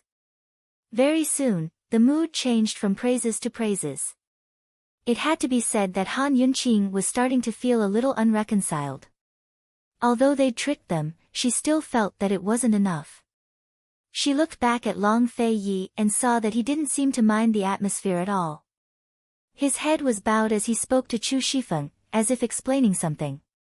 Han Yunqing couldn't help but wonder if she'd guessed wrongly when he'd said, "No rush." Zhao Mama, who'd been in a good mood this whole time, was now unhappy. She couldn't be bothered to listen to such hypocritical praises anymore, so she took advantage of the break in conversation to announce, "Ladies and gentlemen, the charity auction is over." The funds raised totaled 2.4 million taels of silver, all of which will be given to the Ministry of Revenue to donate to the disaster areas and sell grain for relief. I ask that Your Highness Crown Prince and Third Young Master give half of the money to the Ministry of Revenue today and the rest within 10 days. The Crown Prince immediately rose to his feet. Definitely. Li Liyuan rose to his feet as well, extremely arrogant. We can pay it all today. What need is there for 10 days? It's just a small token of appreciation for the disaster victims. Although the Empress Dowager dearly wanted to give the brat a beating, she was more than happy to let him be so arrogant. They'd already spent the money, so it was only natural for them to flaunt their wealth and discuss the Duke of Qin and the rest. Many people echoed Li Liyuan's sentiments. Zhao Mama had said the auction was over, but she still couldn't control the situation. But it was at this moment that Long Fei Yi slowly rose to his feet. He'd answered the Empress Dowager's question without saying a word. At this moment, he'd silently stood up, but no one could ignore him.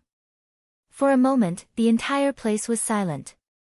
Even the Empress Dowager had shut her mouth.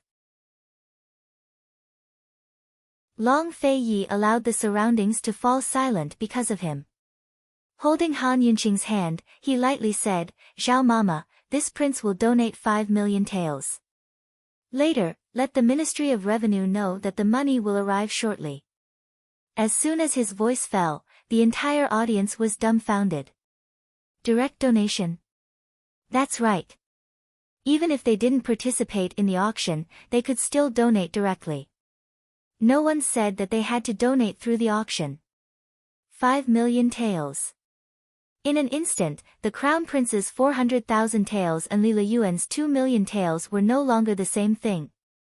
They were simply too weak. What was the point of competing with others for the limelight and the hearts of the people? 5 million taels was more than double what they had added together. Moreover, they hadn't been forced to bid again and again. They'd generously donated it. What was domineering? What was generosity? What was wealth? What was affection for the people?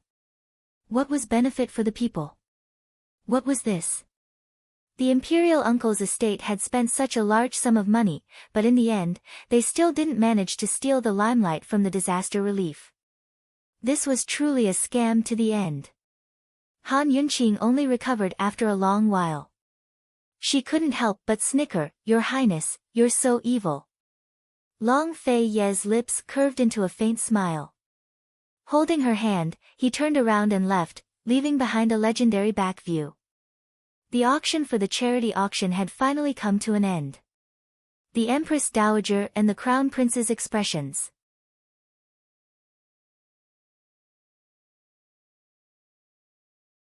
Chapter 357. Just like that, Long Fei-yi led Han Yunqing away. Han Yunqing didn't even have time to look at the expressions of the Crown Prince and Empress Dowager, or Mu Liuyue's reaction. But that didn't matter. Zhao Mama would take a good look on her esteemed Wang Fei's behalf before returning to report back. Let's talk about that rich, overbearing, and insufferably arrogant Li Liyuan first. He'd always thought that his family was the richest in Tianning, but now he realized that wasn't the case. He still didn't know the severity of the situation. As he watched His Highness Duke of Qin's departing figure, he sighed inwardly. How he wished he could be as extravagant as His Highness Duke of Qin. Unfortunately, even a silk pants like him felt that throwing away 5 million taels was too extravagant. Even the current emperor hadn't been so generous. As for the esteemed Empress Dowager, her mouth hadn't even closed yet. She'd wanted to show off a bit, but unfortunately, she didn't get the chance. The Crown Prince's expression grew even worse. He had no idea how his imperial uncle and imperial father would vent their anger on him when they returned home today. He'd represented the royalists today, but not only had he lost his imperial uncle's silver, he'd lost his imperial father's face as well. He'd suffered a double loss. He'd always known that this was a trap, and wanted to use it as an excuse to screw over the imperial uncle's estate. But he never expected there to be another trap within the trap. Despite his depression, he couldn't ignore the admiration he felt for His Highness Duke of Qin. If possible, he really didn't want to be enemies with the Duke of Qin. Mu Qingwu's lips curved into a smile. He shouldn't be smiling, but he really couldn't help it. If he'd known earlier, he would have surrendered to the Crown Prince sooner and let the imperial uncle's estate go bankrupt. Mu Qingwu was smiling, but Mu Liyue was gaping behind him. Her 3 souls and 7 spirits were chasing after His Highness Duke of Qin. Her overflowing adoration for the Crown Prince had long since evaporated. Compared to His Highness Duke of Qin's wealth, what did the Crown Prince and imperial uncle count for? The more Mu Liyue watched, the more indignant she felt. If Han Yunqing hadn't framed her and ruined her reputation, perhaps she still had a chance to marry into the Duke of Qin's mansion. Before the General Mu estate submitted to the Crown Prince, the Duke of Qin had never made any big moves. The fact that he made such a big move this time was enough to show that the General Mu estate still held a certain weight in his heart. The more she thought about it, the more her jealousy swelled.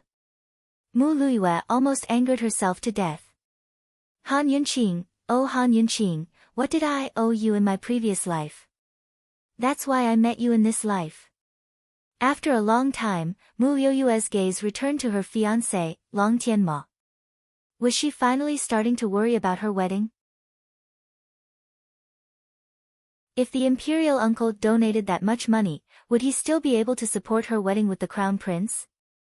The more Mu Liyue thought about it, the more terrified she became.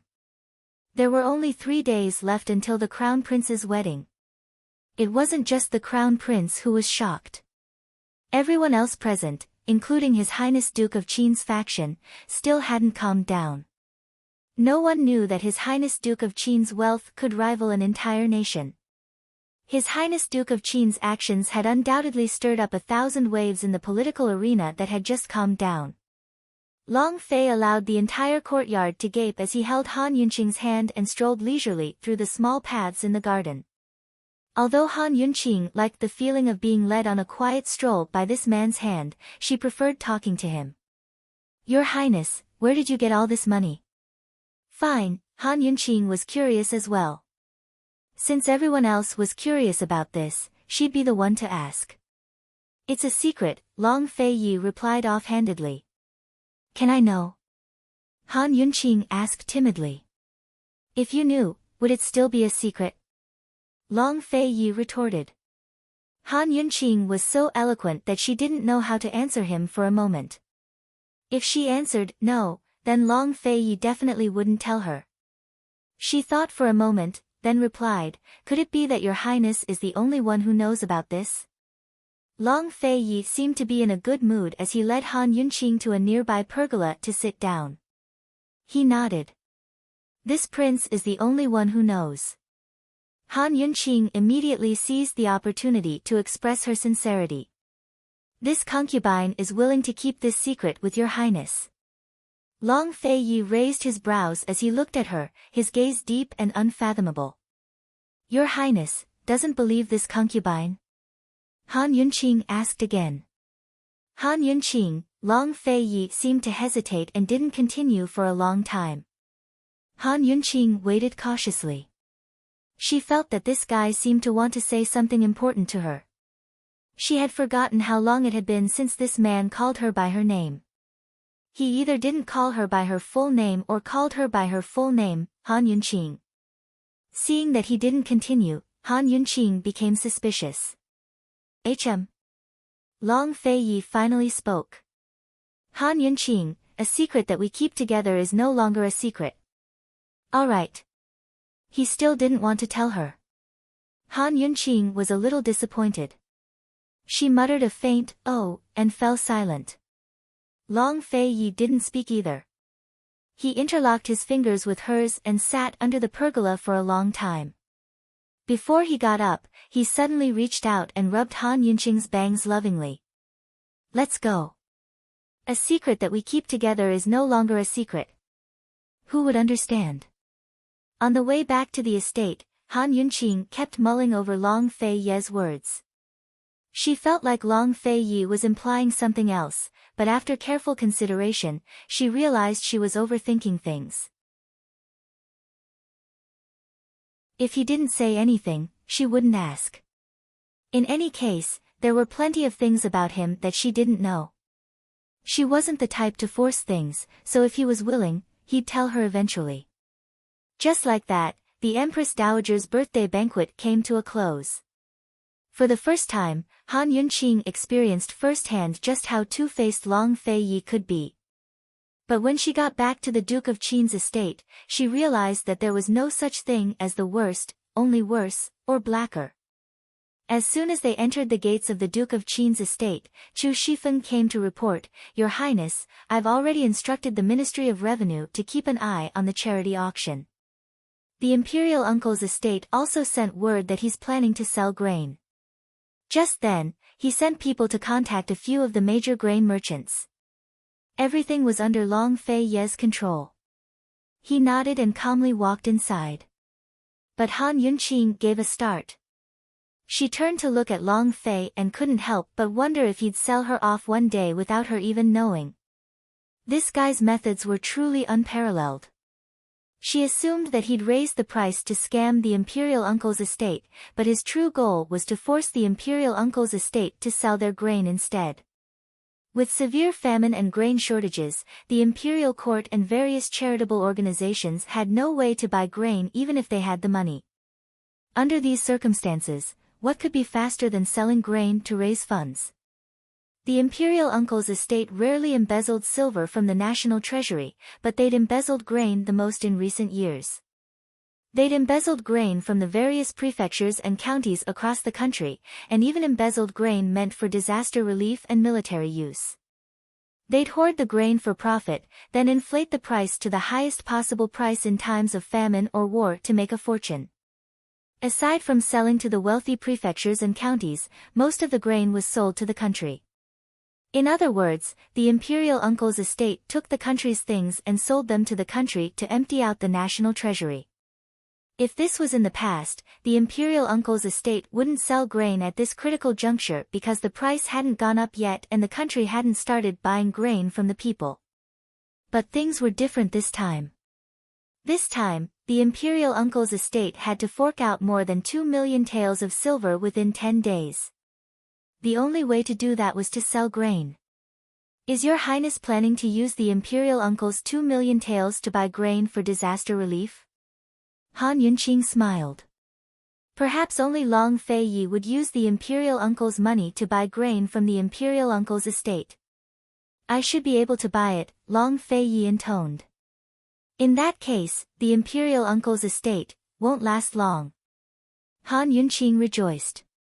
Long Fei Yi was puzzled. You understand? Han Yunqing didn't care about national affairs, but she'd read her share of official and unofficial histories. Of course she understood.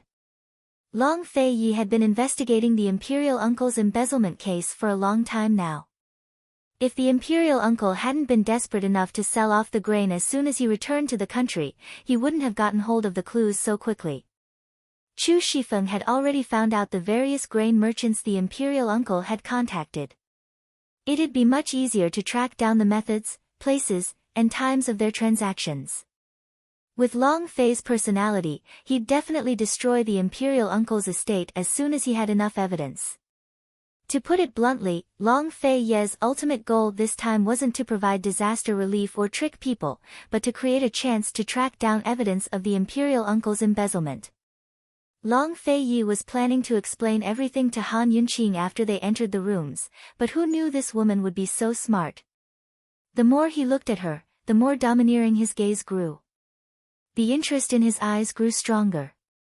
"Your Highness, Qinxie is smart, isn't she?" Han Yunqing was still very confident. But Long Feiyi retorted, "How could your lordship's woman not be smart?" Han Yunqing's heart skipped a beat at his words as she gave a start.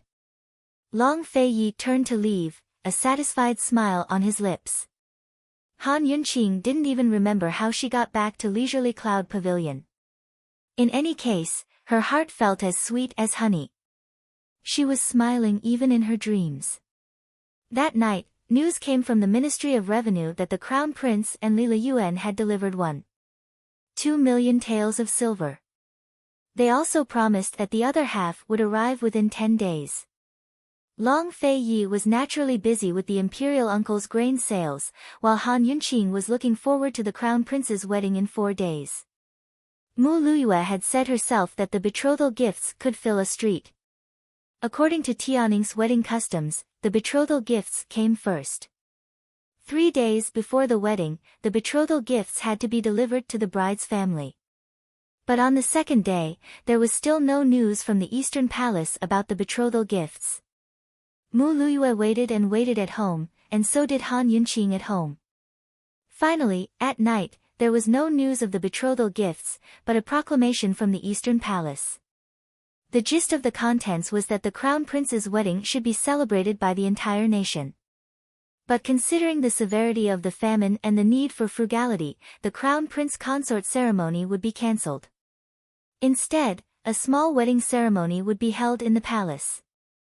The next day, Long Feiyi wasn't at home, so Han Yunqing received an invitation from the Eastern Palace on his behalf.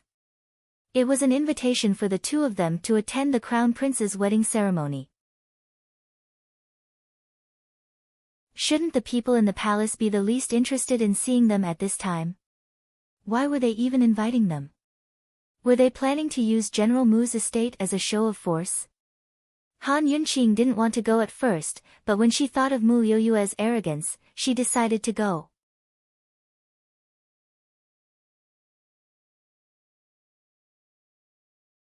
Chapter 358. 3 days later, the Crown Prince's wedding arrived as scheduled.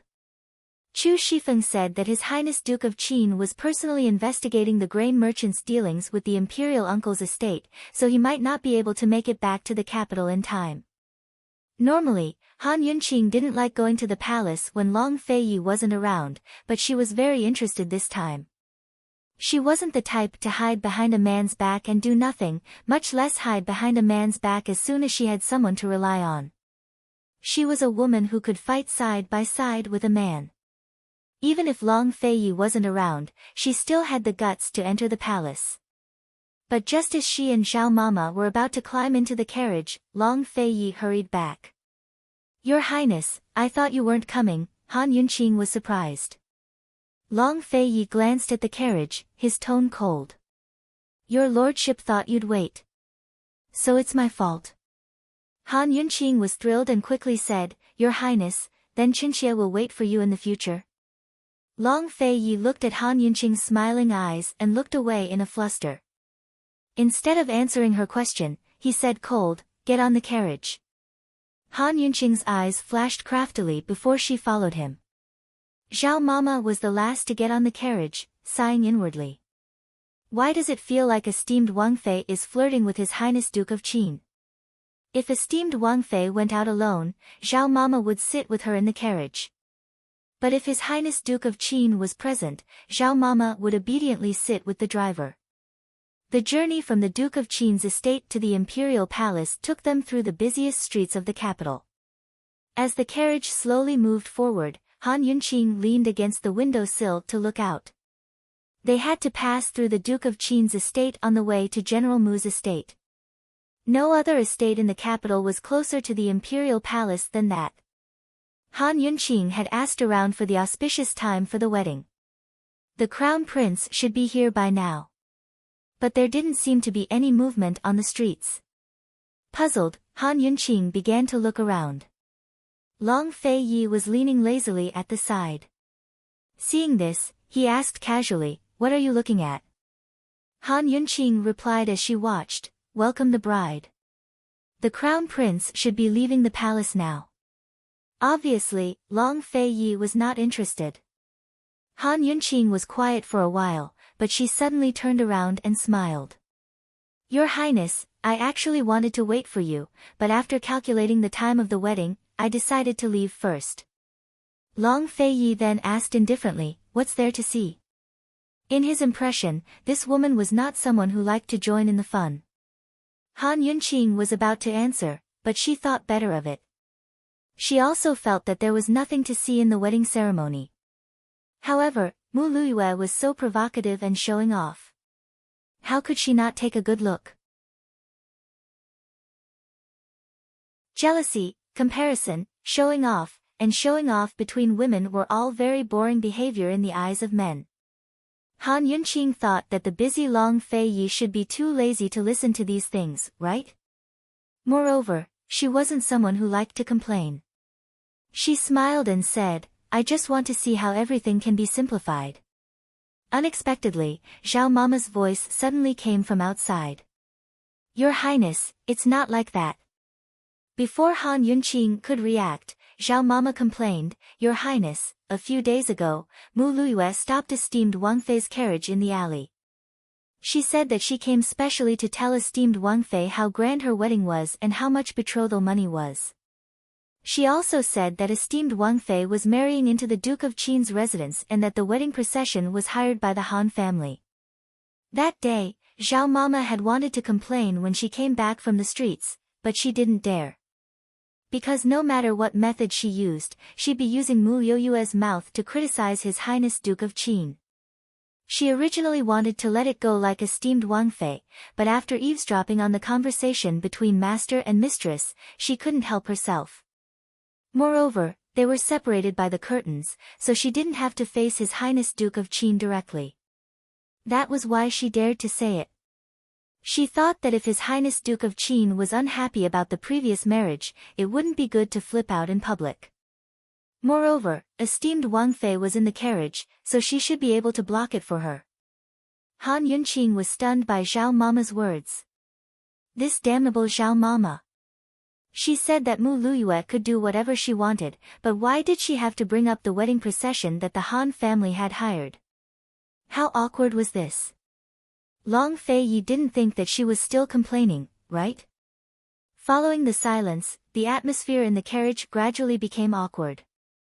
Under these circumstances, even that damnable Zhao Mama didn't say anything. Han Yunqing maintained her posture of looking out the window, wishing she could find a crack in the carriage and crawl out. She admitted that she minded the important matter of marriage. Otherwise, she wouldn't have retaliated against Mu Luiyue like that. However, she didn't complain. She was well aware that her marriage with Long Fei had involved complicated conflicts of interest. He could only blame himself for being the Duke of Qin and she being the daughter of the Empress Dowager's benefactor. She only rejoiced that she hadn't become the Empress Dowager's spy and that they hadn't become enemies. Just as they were silent, the joyous sounds of gongs and drums came from afar. The people on the street all made way. The wedding procession had arrived. "Your Highness, esteemed Wang Fei, the wedding procession has left the palace." Zhao Mama, who had been waiting in fear, finally found an opportunity to resolve the awkwardness. Han Yunqing immediately said, "They really came. I thought I would miss them." Alright, although she pretended that nothing had happened, she really wanted to turn around and see Long Fei Ye's expression. It would have been fine if Xiao Mama hadn't said anything, but now that she said it, "Your Highness Duke of Qin, don't you have any reaction at all?" After waiting for a while, there was still silence. Han Yunqing finally hid the trace of disappointment in her heart and pretended to be excited as she stuck her head out to look at the wedding procession. However, what she saw was enough to make her smile. That wedding procession couldn't even be called a procession. Although the Crown Prince's wedding was simple thanks to them, it shouldn't be this simple. Any other rich family's wedding in the capital could compare to the Crown Prince's wedding procession. She saw the Crown Prince riding a tall horse at the very front. Behind him was a palanquin, followed by a matron of honor. Behind the palanquin were several musicians, and then there was nothing.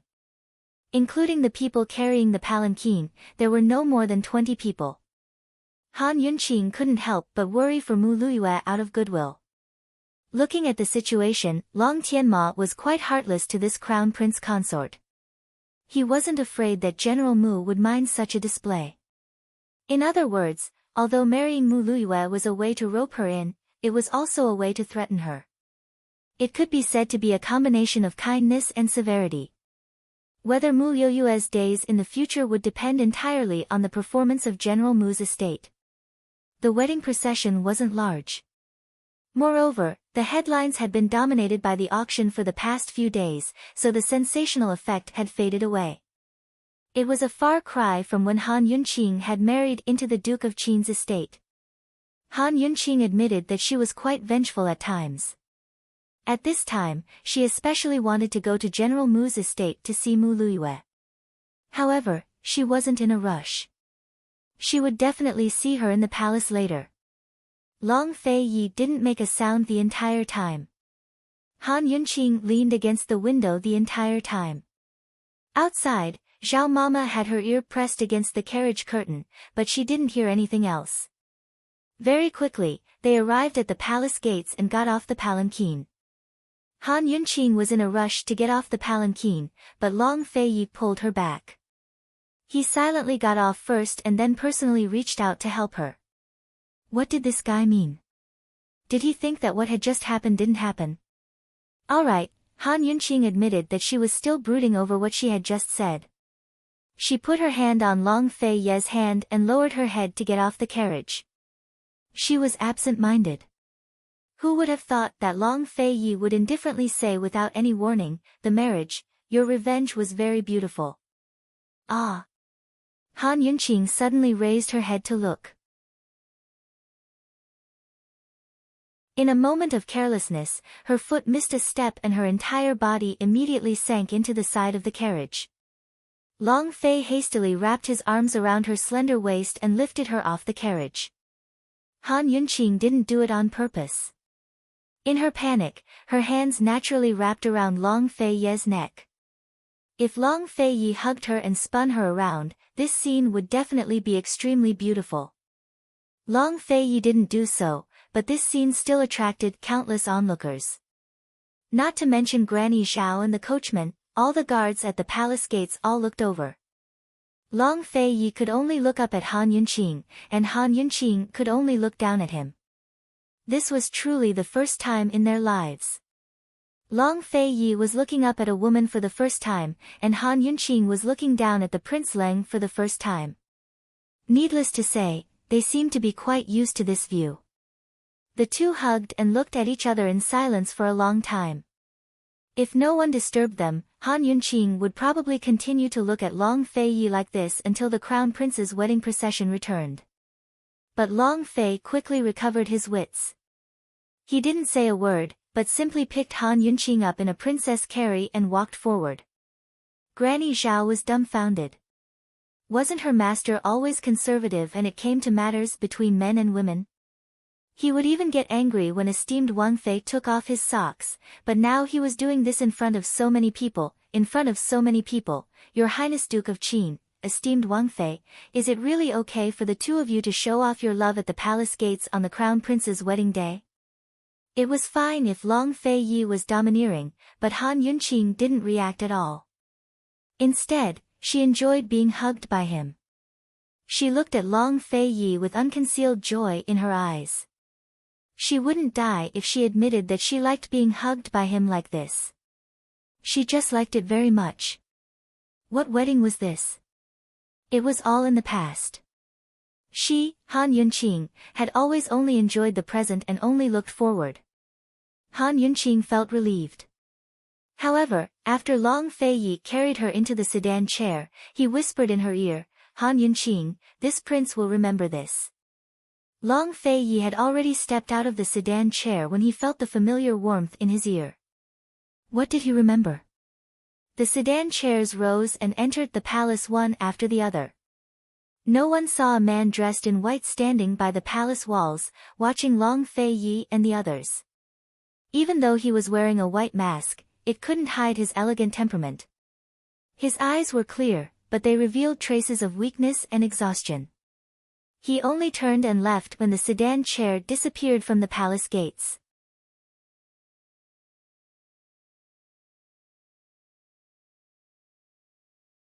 Chapter 359. There were two types of marriages in Tianning's imperial clan. One was a matter of national importance, such as the emperor appointing an empress, the heir apparent choosing a legal consort, or a political marriage representing the country. The other type was a family affair within the imperial clan. There weren't any grand ceremonies, but only a wedding with the elders as witnesses. By the time Han Yunqing and Long Fei-yi arrived at the Eastern Palace, Emperor Tianhui, the Empress Dowager, and Qin Wangrong were already there. Although they were part of the imperial clan, they still had to pay respects to their elders. The crown prince was the heir apparent, but not the monarch himself. Long Fei-yi and Qin Wangrong could still claim to be his elders before him. Emperor Tianhui and the Empress Dowager sat at the head of the table, with Qin Wangrong on their left and Long Fei-yi and Han Yunqing on their right. Han Yunqing could sense the killing intent in Emperor Tianhui and the Empress Dowager's eyes as soon as she entered the room. Who wouldn't be angry at the charity auction? Who wouldn't feel pained? Han Yunqing understood their feelings and avoided their gazes. For the sake of money, she wouldn't bicker with them. They'd fought in the shadows and fought in the open, but they hadn't torn off all pretenses of cordiality yet. A monarch was a monarch, and a subject was a subject. After making their bows, Emperor Tianhui invited them to take a seat. Han Yunqing assumed that they'd sit for a while, but they'd barely sat down when the bridal procession returned. So fast, could it be that Long Tianma had run back? Was he impatient or impatient? No matter whether Long Tianma was impatient or impatient, Mu Luyue was on the verge of tears in her sedan chair. The bumpy ride almost made her throw up. There wasn't a single piece of betrothal money in sight. She forced herself to endure for the sake of the bigger picture. She was already gloomy that the grand ceremony had been reduced to a mere wedding, but she did her best to endure. But why was even the bridal procession so simple and crude? She sat in the sedan chair all the way to the palace, sneaking peeks outside at first. The more she looked, the more stifled she felt. But as the sedan chair bearers sped up, she didn't even have a chance to feel stifled. What if she fell off the sedan chair? In any case, she had brought the support of General Mu's mansion to Long Tianma. This would be of great benefit to him when he fought for the throne in the future. It might even help him stabilize the throne. Couldn't he show a bit of tenderness to the fairer sex? She did not know where the joy of getting married had gone. She only had resentment in her heart. She didn't even know that all of this was done by Han Yunqing. They could only bitterly complain about why there had to be a famine, and why His Highness Duke of Qin was holding a charity auction at this time. The crown prince clearly didn't have that much money, so why was he showing off? Han Yunqing had taken the initiative to send herself to him. She could even cause a sensation in the entire capital. Before getting off the sedan, Mu Luyue reluctantly put on the red veil. She thought that after getting off the sedan, Long Tianma would hold her hand, but who knew that Long Tianma would walk in front of her, and the one holding her hand was the matchmaker. Fine, although her heart was stifled, she was still well behaved. After all, everything would be different once she entered the palace. Although she'd heard of the wedding ceremonies in the palace, there were still some parts she wasn't familiar with. She could only listen to the matchmaker. The matchmaker recited a bunch of auspicious words before leading her to the crown prince's side. Mu Luiyue silently mused that everything was already so simple. Shouldn't a wedding ceremony be grander? But who knew that the wedding ceremony was just a simple ceremony of paying respects to the parents, heaven and earth, and husband and wife. With the matchmaker's help, she and Long Tianma paid respects to Emperor Tianhui, the Empress Dowager, the world, and finally each other. The ceremony is complete.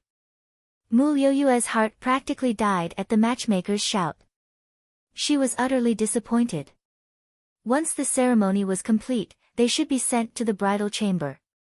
But Tianning's imperial family had an extra rule in their wedding customs, and that was to invite tea and pay respects.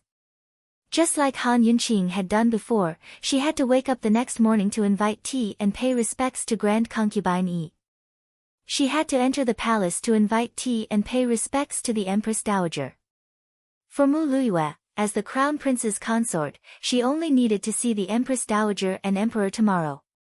But today, she had to invite tea to all the elders present, which could count as her status as an imperial family's daughter-in-law being acknowledged by them.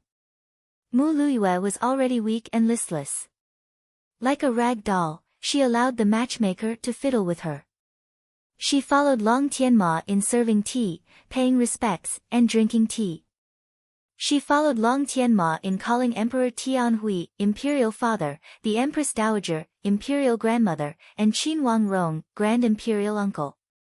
After paying respects to Qin Wangrong, the matchmaker led her to Long Fei Yi and Han Yunqing.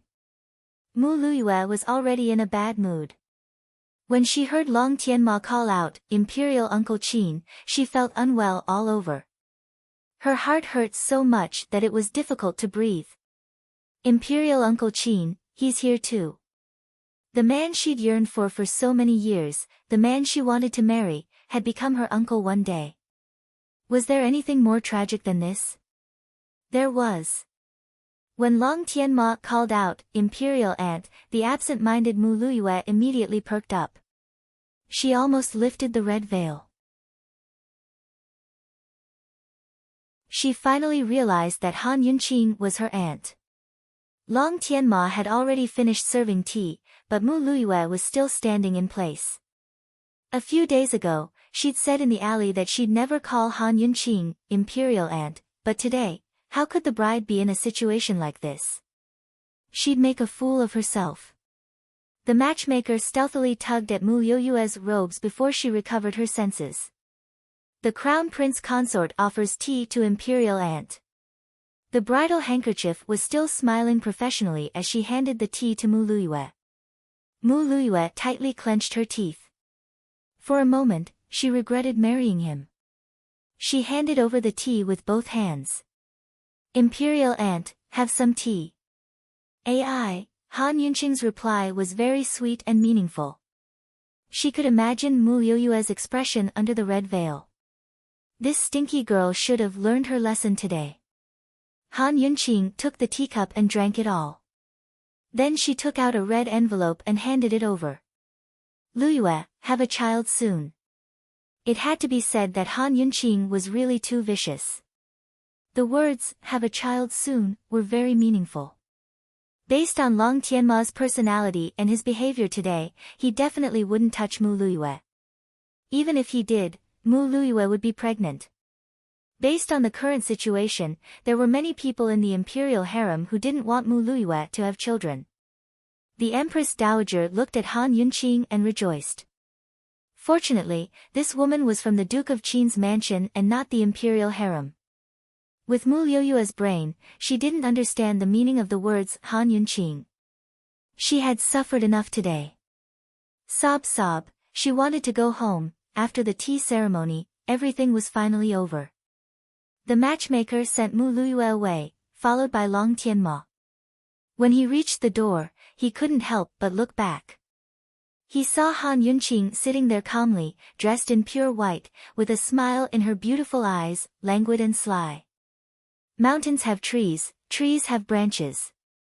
Don't you know that the heart is pleased with Yunyun? The falling flowers have already danced before the wind, while the flowing water still flows east. Han Yunqing, how wonderful would it be if you wore the phoenix coronet today? After the newlyweds were sent off, everyone else remained seated. General Mu only has this one daughter, and young General Mu only has this one little sister. Zhen has long wanted to betroth her to the crown prince. Muhu, when Luyue enters the palace in the future, you have to protect her well. Don't let her suffer any grievances. Emperor Tianhui seemed to be chatting idly with the Empress Dowager, but his words were meant for Long Fei Yi to hear. In other words, General Mu wouldn't dare to do anything with Mu Luyue in his hands. Even if he wasn't truly loyal to him, he wouldn't favor Long Fei Yi either. This was indeed a huge threat to Long Fei Yi, but Long Fei Yi simply drank his tea.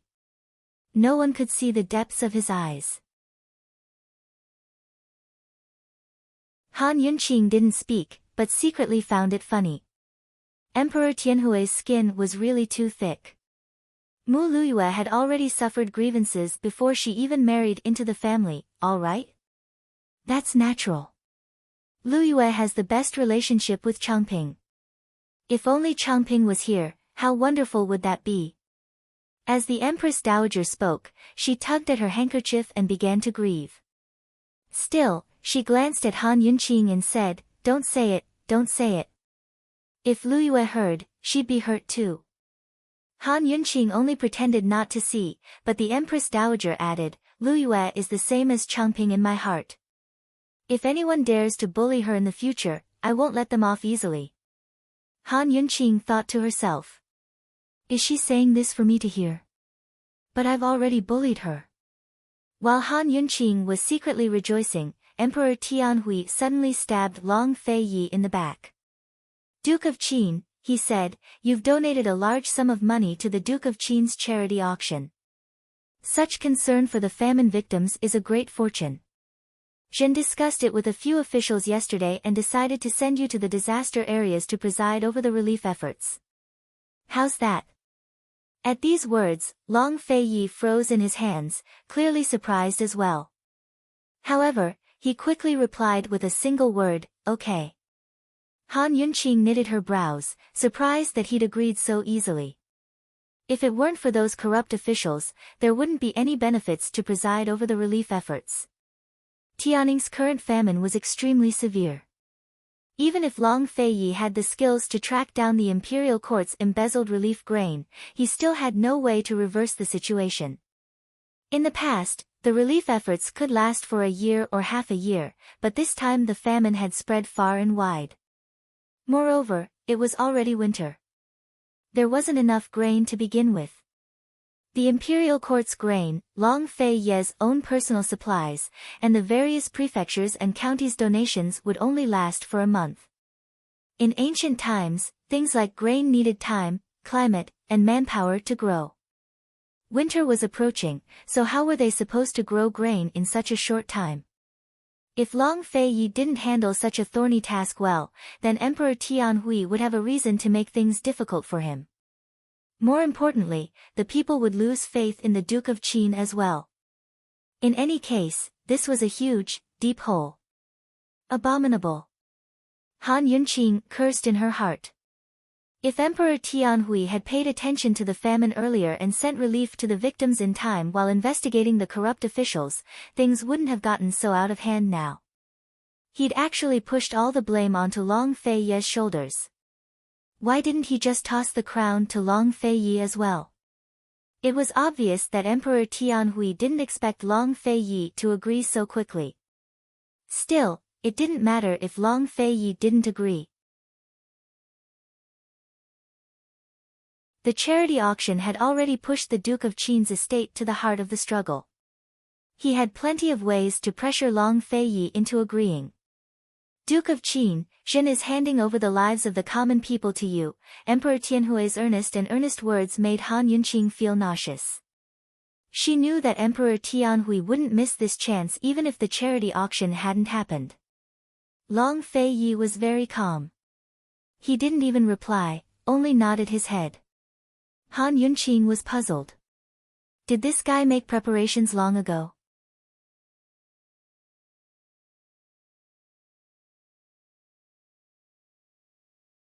Chapter 360.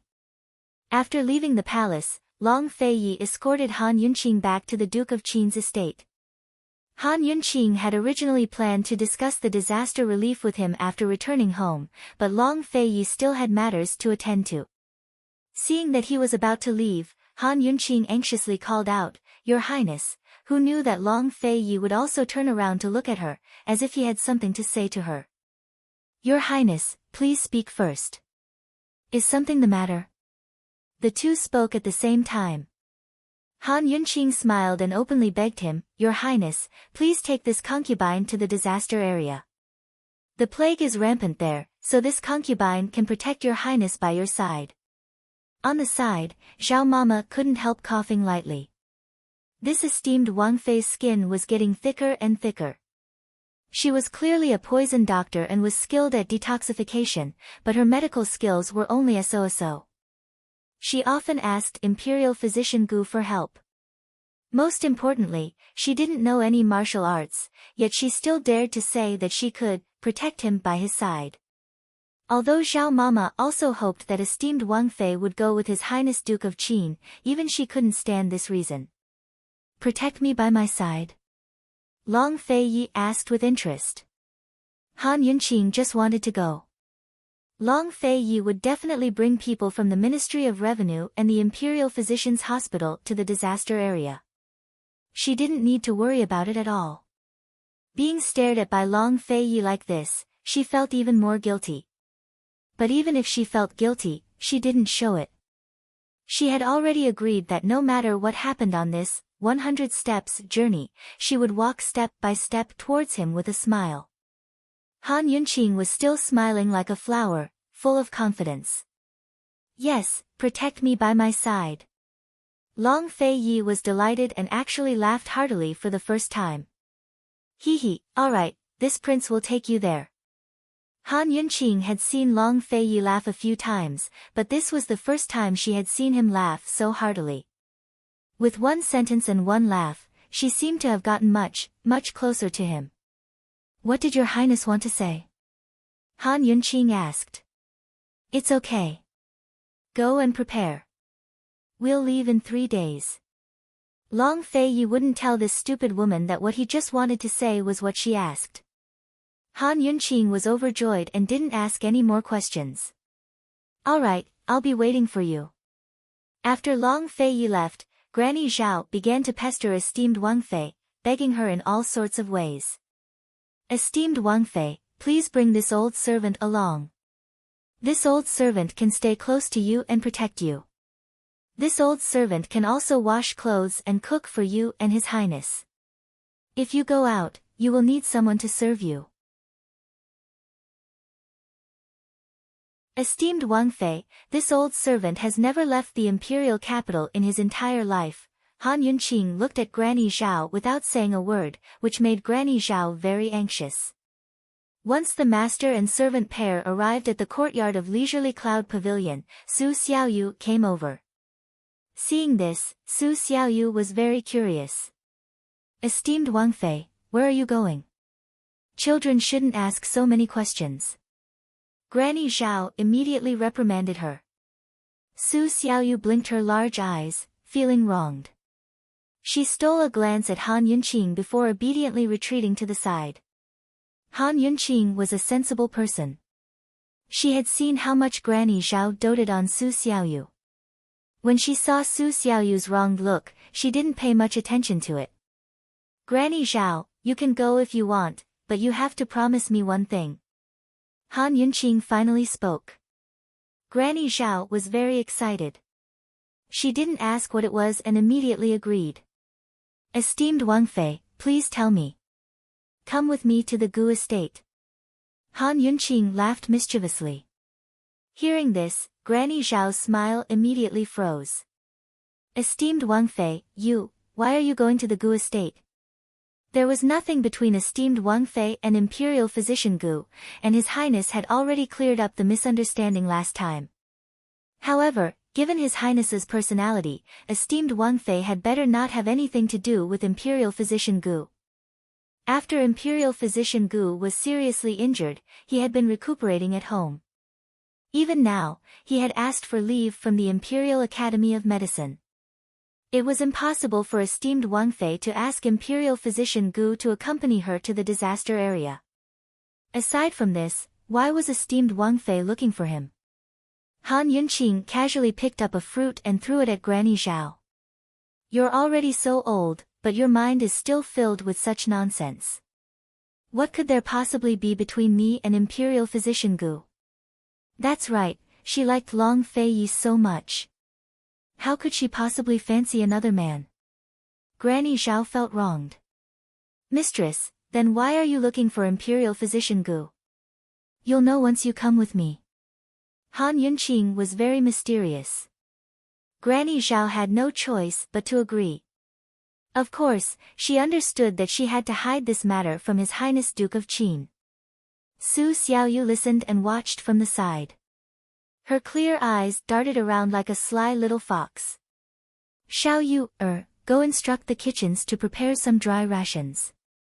Also, have Steward Luo prepare some tea leaves. Tell him that His Highness and I will be going on a long journey in 3 days. After Han Yunqing instructed Su Xiaoyu, she took Granny Zhao to the Gu estate.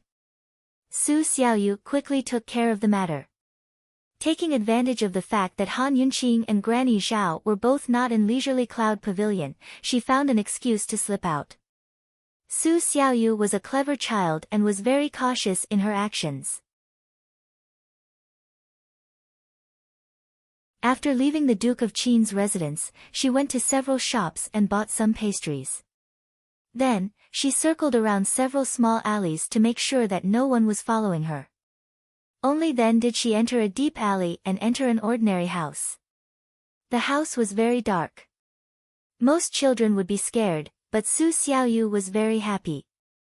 She didn't even walk properly, but instead happily skipped around in the dark. When she reached a place where she couldn't see her own fingers, she abruptly stopped and called out with a laugh, "Master, come out." This lively spirit was completely different from when she was in the Duke of Qin's residence. There's news. Following this low voice, a figure moved in the darkness, but was quickly submerged in the darkness. It's not that easy. That woman has a strange habit. She doesn't let anyone serve her when she baths, sleeps, and changes clothes. Su Xiaoyu started to ridicule. Before the person in the darkness could speak, she continued, also, she and His Highness Duke of Qin don't sleep together. They sleep in separate rooms. I've been gone for so long, but I've only seen them once, and that was when His Highness Duke of Qin went to sleep in her room. Master, I seriously suspect that this woman and His Highness Duke of Qin haven't done that yet. As soon as she finished speaking, the person in the darkness coughed lightly, as if someone had choked. Master, they'll be leaving in 3 days. I don't think I'll be able to follow. What should I do? This was Su Xiaoyu's main purpose for coming here today. There's no rush. We can wait. The man in the darkness said mildly. Master, even if we have to wait, we have to think of a way. It's not that easy to see her body. I bet that even His Highness Duke of Qin hasn't seen it before. As Su Xiaoyu spoke, she suddenly laughed. Master, why don't you try? The man in the darkness said coldly, then what's the use of having you? Xiaoyu, can help Master create an opportunity. If Han Yunqing is the mistress, Xiaoyu, can accept it. Su Xiaoyu was still smiling mischievously. She wasn't afraid that Master would fall out with her. She was different from the other servants. She was an orphan that Master had picked up and raised. Even Master's biological sister didn't know of her existence. No matter who investigated her background, they would only find out that she was an orphan. This time, the man sternly said, "That's enough. If Han Yunqing really is the person we're looking for, what you said today is disrespectful." Only then did Su Xiaoyu settle down. She pouted and didn't dare to speak carelessly. Actually, she wasn't very sure what master wanted to confirm Han Yunqing's identity. She only knew that her identity was very honorable. Master's entire family, or even the entire clan, had to be loyal to her. If Han Yunqing was the person master was looking for, then there would definitely be a unique phoenix birthmark on her tailbone. We still have at least 3 years. There's no rush. You mustn't act rashly and alert the enemy, understand? The man instructed very seriously. Oh. Su Xiaoyu obediently replied. I'm asking you if you understand. The man was displeased. Su Xiaoyu immediately perked up and replied loudly, this subordinate understands. This subordinate definitely won't disappoint master. Please set your heart at ease. Long after Su Xiaoyu left the room, the man left through a door on the other side. His face couldn't be seen, but his back was as tall as a mountain. He carried a black ebony bow on his back, the body of the bow engraved with the image of a phoenix rising from the ashes. This was none other than Western Zhou's Chu clan's Chu Tianyin. Who else could carry such a bow? Emperor Tianhui and Western Zhou's emperor had already agreed on Chu Qingge's marriage, but there was no official news yet. Everyone assumed that he'd already returned to Western Zhou with Chu Qingge and Duanmu Bei, but he'd never left Tianning's capital. Su Xiaoyu had already returned to the estate, but Han Yunqing and Zhao Mama had yet to return. Just why did Han Yunqing go to the Gu estate? Zhao Mama had no idea that Han Yunqing had already secretly sent someone to deliver Gu Beiyue's medicine twice. She would be leaving the capital in 3 days. Could it be that she was going to bid farewell to Imperial Physician Gu? No, she was going to ask him for help with something important. After saving Gu Beiyue that day, Lil Thing had been sleeping and waking up. It didn't even look at Han Yunqing when it woke up, but only focused on eating until it fell asleep again. Lil Thing was very weak and needed large amounts of time and food. Han Yunqing dearly wished she could hide Lil Thing in the large space of her detox system, but the system couldn't recognize the poison in Lil Thing's teeth and couldn't accept it for now. She'd definitely be too busy to take care of Lil Thing when she went to the disaster areas. Han Yunqing thought it over and decided to leave Lil Thing in Gu Beiyue's care for the time being. Only then would she feel at ease. Gu Beiyue's wounds had mostly healed, but his body was still weak. Han Yunqing handed over a pile of poisons to Gu Beiyue before carefully taking Lil Thing out of her medical pouch.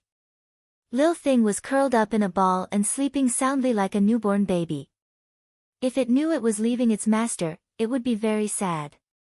But if it knew it was going to spend the next few days with its beloved white-robed gentleman, it wouldn't be able to bear to sleep. I'll leave it to you. Han Yunqing seemed to agree readily, but she couldn't bear to part with it. Gu Beiyue's pale face was still as warm as an April spring breeze. Esteemed Wang Fei, don't worry. This one will protect the things you've entrusted to me with my life.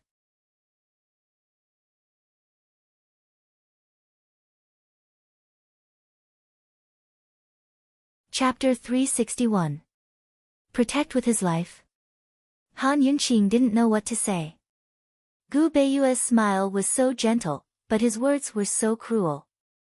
Yes, in her opinion, this sentence was quite cruel, not to others, but to herself. Just as she was pondering over this sentence, Zhao Mama interrupted her with a smile.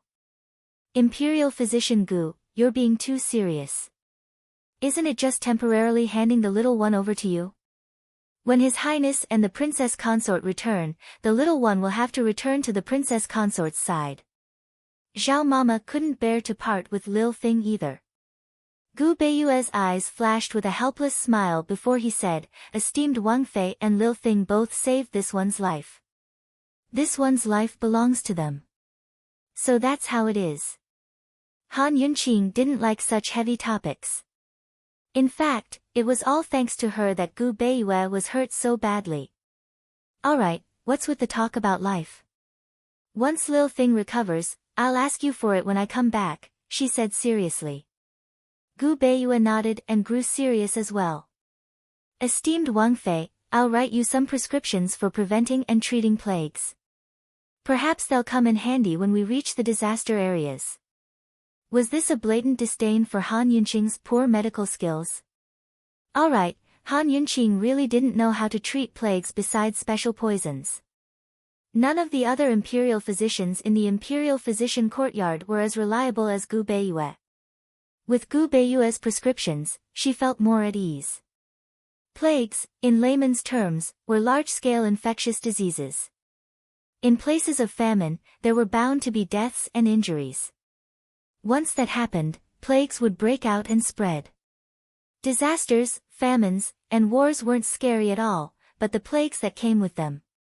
Historians in the field of history had verified that many dynasties didn't fall because of wars, but because plagues broke out after wars that dragged down entire countries. Gu Beiyue was very thorough in his work. He gave Han Yunqing 30 prescriptions in total, enough to cover all of Cloud Realm continent's major plagues. Before she left, Gu Beiyue dragged his sickly body and insisted on sending Han Yunqing to the door. He reminded her in a low voice, "Esteemed Princess Consort, the famine is not only limited to food, but also medicine." Han Yunqing was slightly startled. If it wasn't for Gu Beiyue's reminder, she really wouldn't have thought of this matter. If Gu Beiyue wasn't injured like this, how she wished that Gu Beiyue would go with them. Fortunately, Long Fei Yi had connections in Medicine City, so he wouldn't have to worry about the supply of medicinal ingredients. Of course, Han Yunqing still hoped that the situation in the disaster area would not develop to the point where the plague was rampant. Otherwise, Long Fei Yi's troubles would be even greater. After instructing Lil Thing, Han Yunqing went to General Bailey's estate by herself early the next morning. She didn't know how long she'd be away from the capital, so she had to take care of everything before she left. Bailey Mingxiang was one of her major tasks. When Han Yunqing arrived, Bailey Mingxiang was burning incense and brewing tea. She was dressed in robes whiter than snow, her hair as black as ink. Sitting in the tea room, she looked like a picture of a beauty, tranquil and distant. Han Yunqing didn't have the heart to disturb such a beautiful scene. She went back to the main hall and handed over the poisons to General Bailey before coming to find Bailey Mingxiang. Bailey Mingxiang grew happy at the sight of Han Yunqing. She had lived in Tianning's capital for years after returning from the Tang clan. Besides Han Yunqing, no other woman of her age had ever come to visit her. She quickly laid out a prayer mat and offered up Mingxiang. "Esteemed Wang Fei, please sit. You have the same habits as His Highness. What kind of tea do you like to drink?" Han Yunqing asked offhandedly. "Black tea," Bailey Mingxiang replied without hesitation. "What a coincidence. His Highness likes black tea too," Han Yunqing remarked mildly. Bailey Mingxiang wanted to continue the topic, but she hesitated for a moment before changing the subject. "Esteemed Wang Fei, I heard my father say that His Majesty is sending His Highness to the disaster areas. I'll go as well. That's why you won't have to see me for at least half a year." Han Yunqing grinned. Bailey Mingxiang gave a start before she hastened to explain. "Esteemed Wang Fei, Mingxiang doesn't mean that I don't want to see you. I'm just joking with you. Why are you so nervous?" Han Yunqing rolled her eyes at her.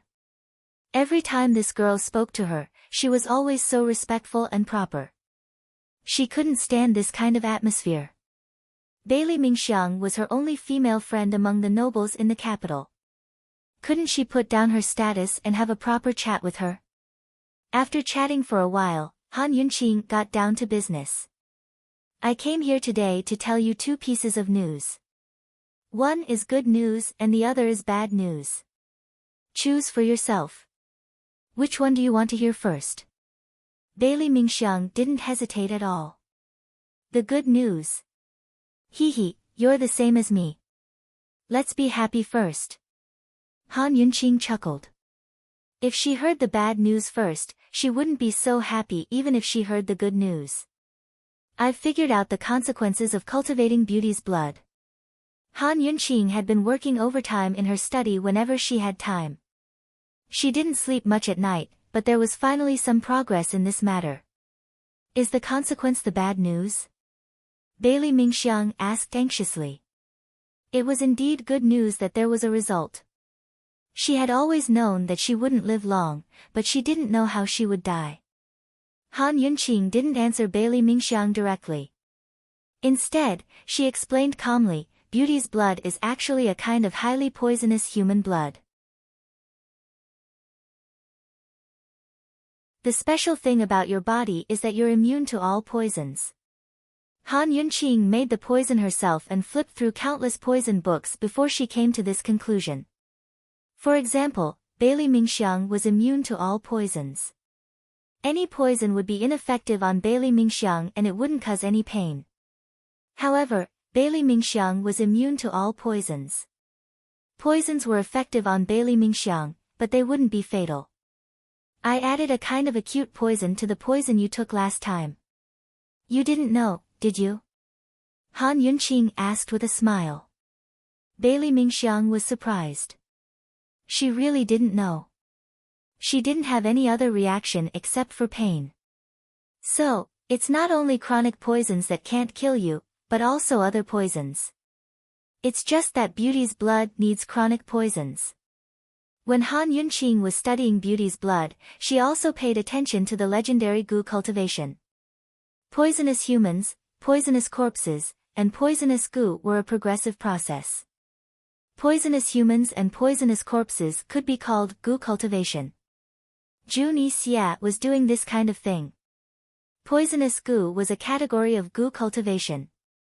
Poisonous humans and goo were raised from humans. The goo that Jun Yixia planted on the crown prince was raised from animals. It was called poisonous insect goo. Bailey Mingxiang's body was very similar to that of goo. However, according to Han Yunqing's understanding, the real goo poison was not only immune to all poisons, but also immortal and indestructible. Therefore, Bailey Mingxiang's natural body could only be said to be a strange existence. Bailey Mingxiang listened quietly. She never knew about poisons, so she didn't understand very well. She only wanted to know how she would die. Princess Consort, what are the consequences of goo cultivation? After it's cultivated, your body will completely change. You will. Han Yunqing paused for a long time before she said indifferently, you will die from the poison. Die from the poison? What kind of torture would it be to die from the combination of so many poisons? Bailey Mingxiang couldn't imagine it.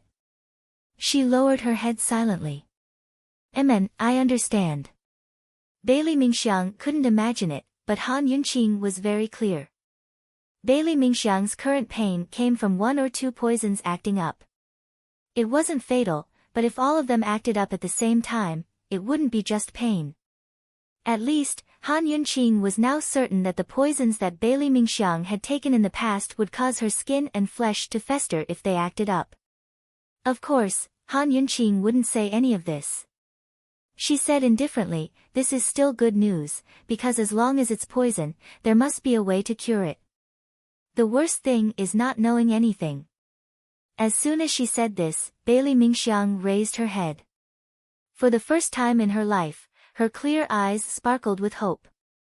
It turned out that she could still be saved. As long as it's poison, there must be a way to cure it. Esteemed Wang Fei, how can I ever thank you?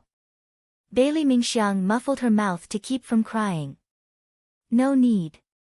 I just don't want to be involved in an innocent murder case. If it wasn't for the beauty's blood that Long Fei Yi wanted, she wouldn't have become a poisoner. In the next 6 months, it will be very difficult for you. It will be more difficult than the past 10 years. You must be prepared. She said seriously.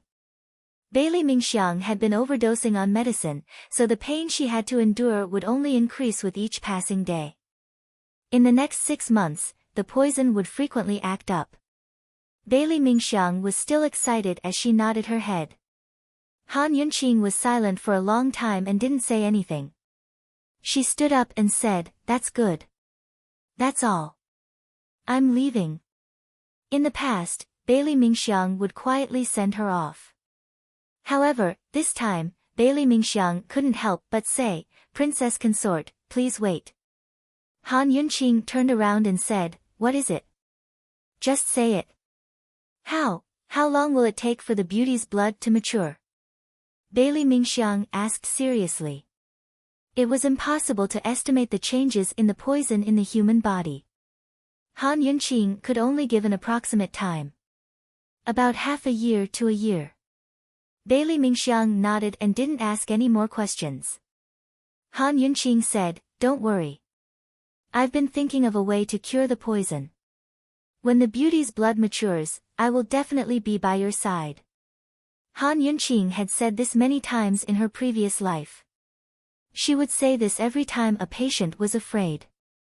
As a doctor, these words could give the patient an infinite sense of security, especially those whose lives were in danger. Bailey Mingxiang had never shown any fear of death, but she knew that she was afraid.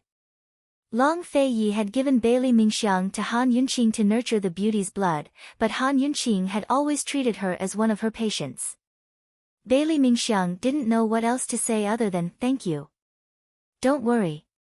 His Highness and I will be there." Han Yunqing had no intention of mentioning Long Fei Yi. She didn't know how much comfort her words gave Bailey Mingxiang. There was no other time that she had hoped for that day to come more than now. In the past, she had hoped for death, but now she hoped for life. She hoped to see His Highness Duke of Qin again. Han Yunqing was truly busy for the next 3 days. After settling things with Bailey Mingxiang, she found time to visit the Han estate. She didn't say much about the disaster relief because the Han family had Long Fei Ye's protection. Emperor Tianhui probably wouldn't make things too difficult for them. Han Yunqing was very busy, and Long Fei Yi was busy with the imperial uncle's affairs as well. On the night of the 3rd day, Long Fei Yi was about to return to his estate when news came from the hidden pavilion. "Master, someone broke into the secret room to kidnap someone," Chu Shifeng reported anxiously. Even the guards had no idea who was being held captive in the hidden pavilion. Only he and Tang Li knew. Tang Li had delayed the intruder while he rushed back to call for reinforcements.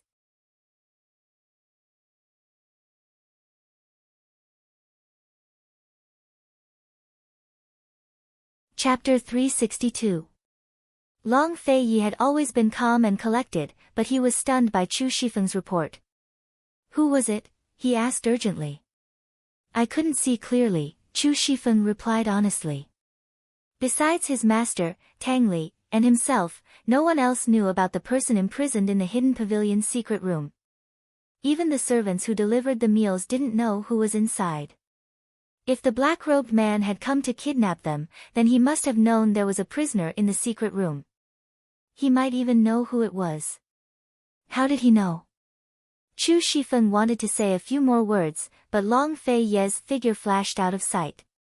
The person imprisoned in the secret room was extremely important. They couldn't afford any mishaps, much less let anyone know. By the time Long Fei Yi arrived at the hidden pavilion, Tang Li was still fighting with the black-robed man.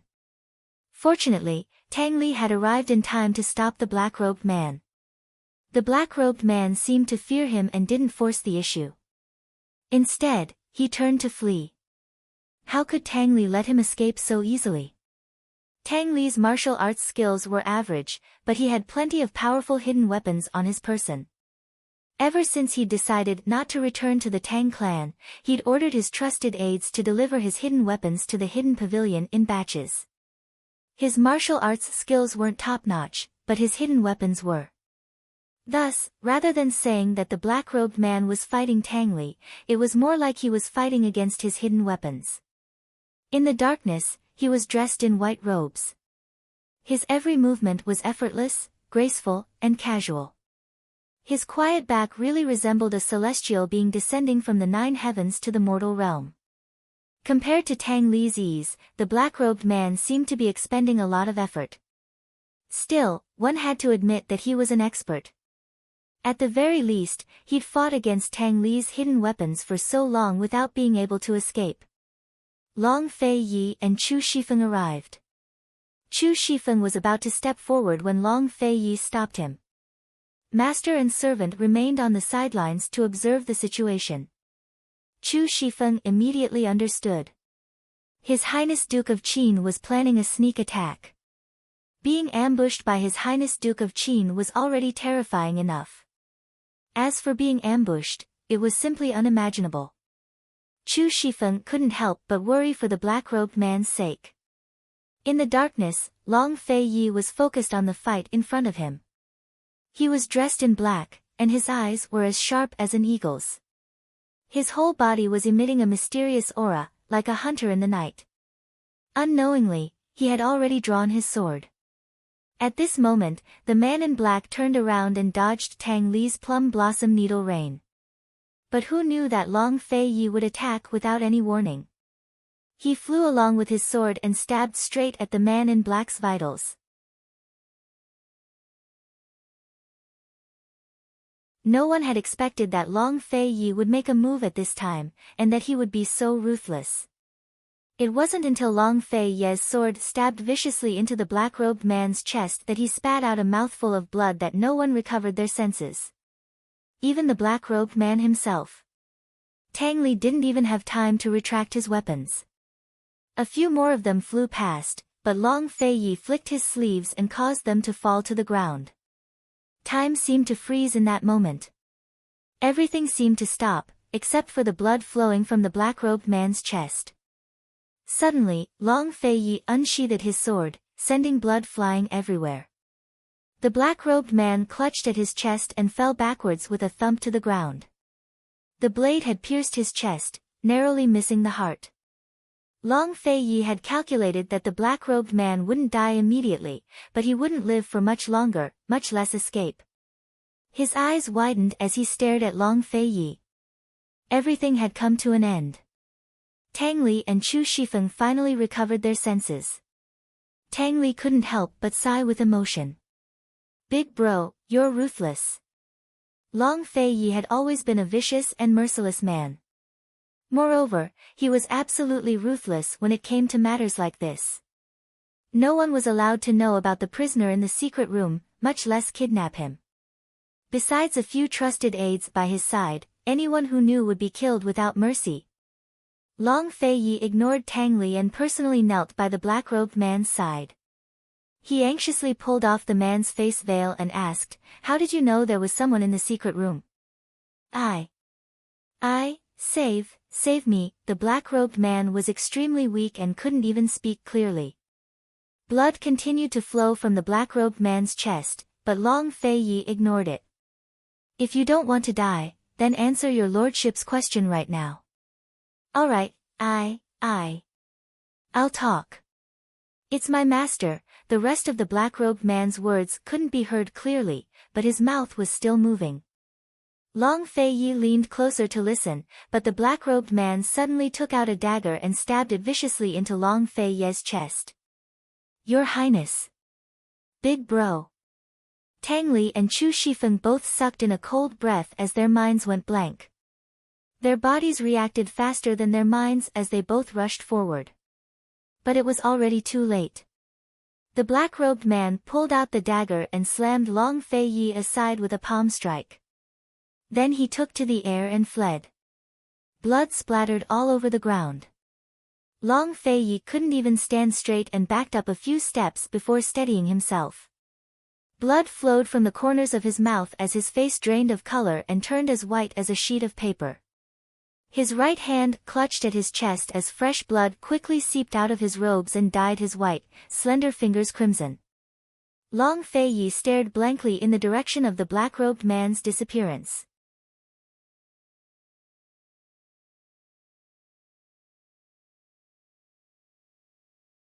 Let's not talk about what happened in the secret room.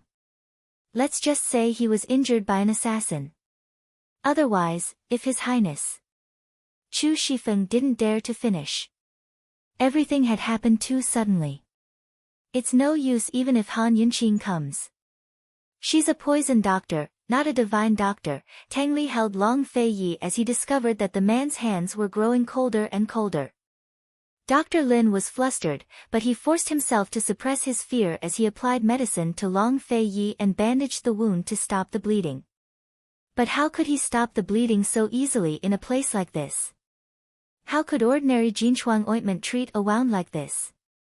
All Dr. Lin could do was slow the flow of blood. Tang Li almost wanted to find Aunt Ru, but Dr. Lin suddenly had an idea and said, "Young clan head Tang, hurry and find esteemed Wang Fei." This old man remembers that esteemed Wang Fei used a type of medicine to stop the bleeding when treating poisons. It was extremely effective. Hurry. Dr. Lin knew that stopping the bleeding alone wasn't enough, but that was all he could think of. The injury had come too suddenly. Why didn't you say so earlier?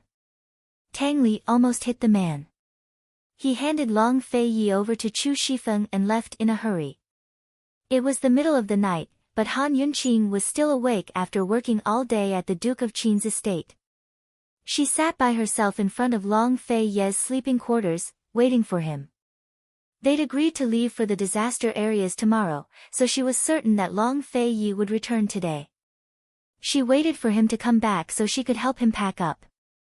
As Han Yunqing waited, she couldn't help but look forward to their trip to the disaster areas. She and Long Fei Yi had gone out a few times before, but most of the times they'd left in a hurry. This time, it was different. This time, they would have to travel for several days, and there were many places they had to visit. Although disaster relief was a difficult task, Han Yunqing still treated it as a trip. As long as she was with him, it was worth looking forward to wherever they went, no matter what they did. Wasn't that right? While Han Yunqing was filled with anticipation, Tang Li suddenly flew down and grabbed her hand. Han Yunqing, come with me. Hurry. Han Yunqing was bewildered as she struggled. What are you doing? Tang Li didn't let go. As he led her away, he said in a rush, His Highness's been stabbed in the chest. His life's hanging by a thread. What? Han Yunqing gaped.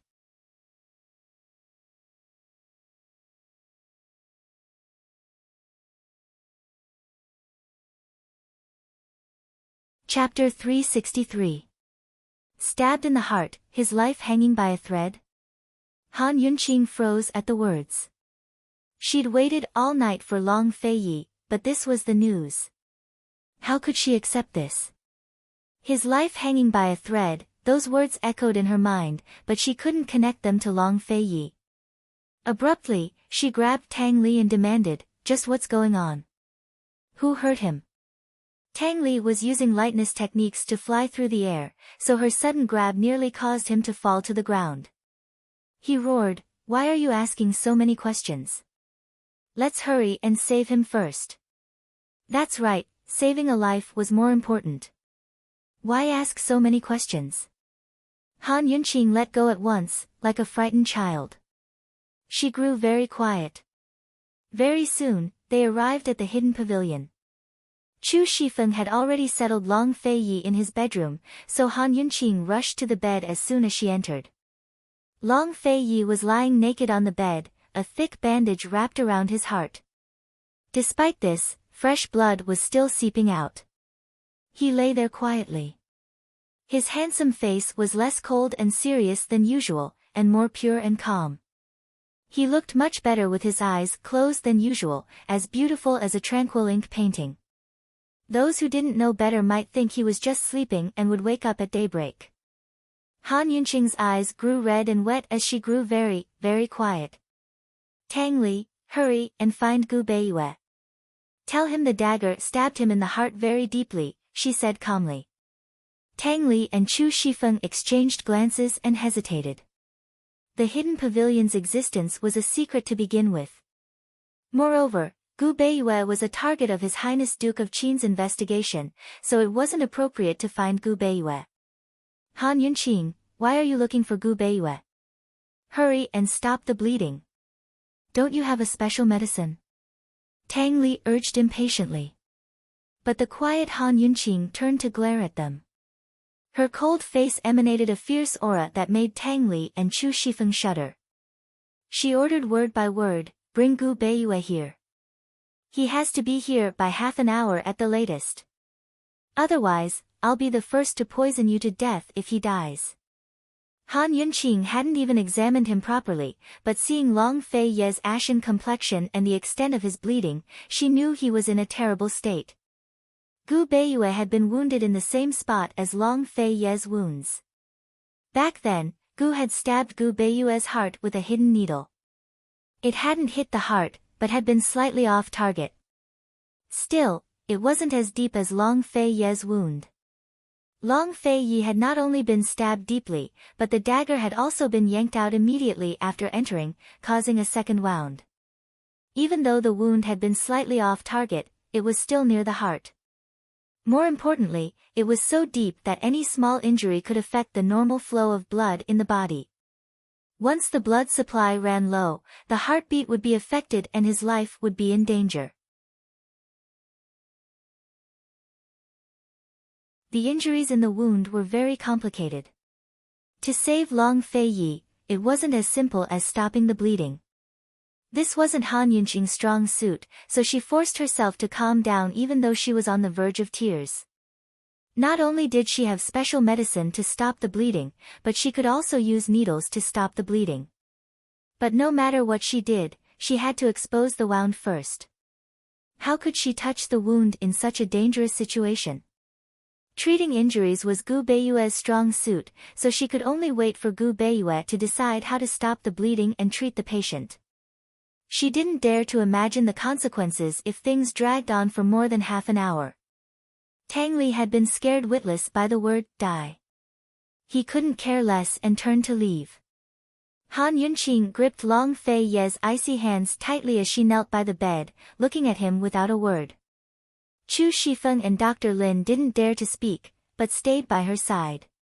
Very soon, Chu Shifeng saw esteemed Wang Fei's hands tremble. She looked calm, but just how terrified was her heart?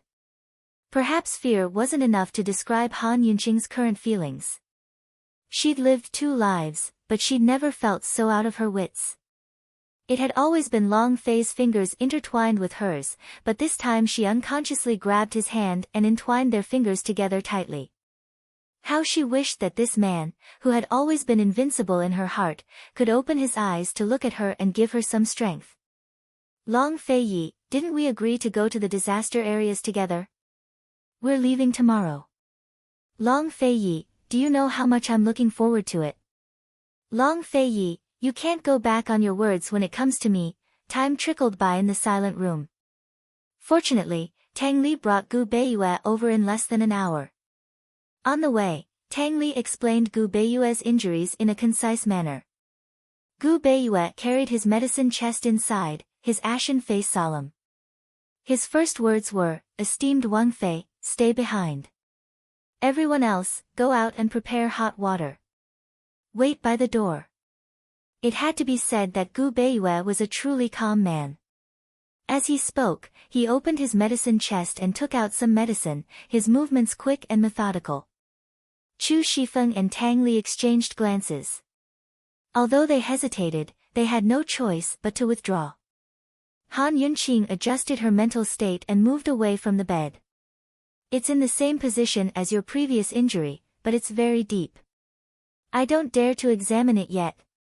Gu Beiyue finished preparing his things before looking over. When he saw Han Yunqing's red eyes, he gave a start. But he quickly recovered and explained, "Esteemed Wang Fei, I'll examine the wound right away before deciding what medicine to use. Time is too tight, so it's impossible to find a life-blood pill." "So. I understand." Han Yunqing didn't let Gu Beiyue finish.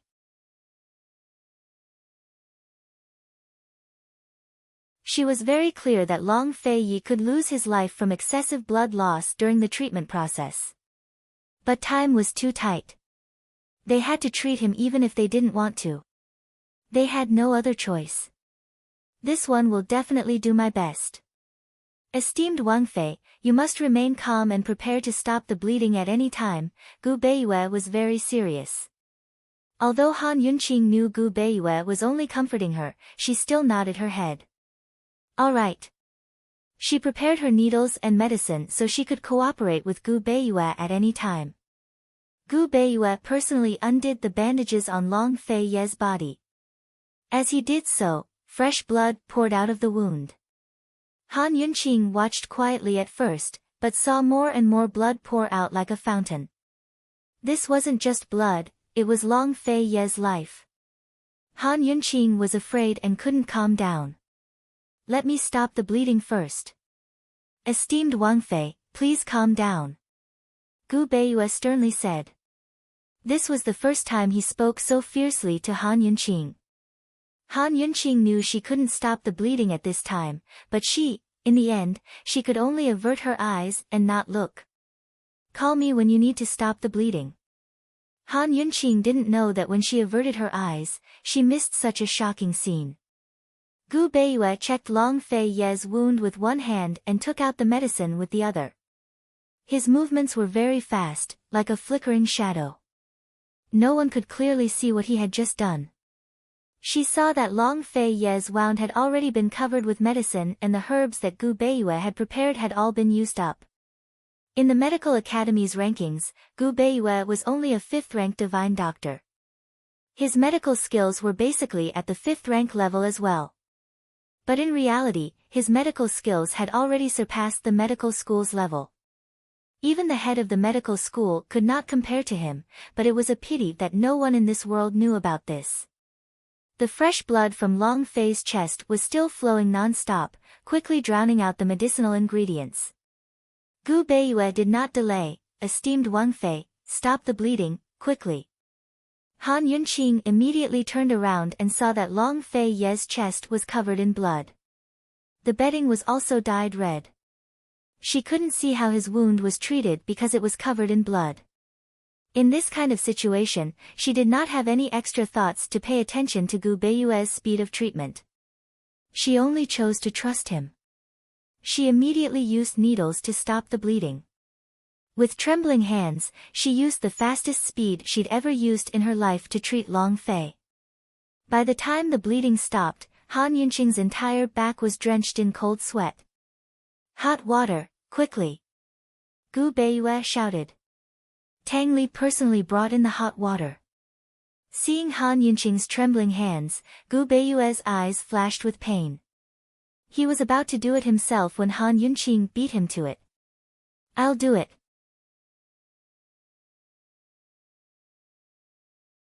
She nimbly wiped Long Fei Yi clean and took care of the blood, then changed into warm clothes. She understood that people who had lost too much blood needed to keep warm.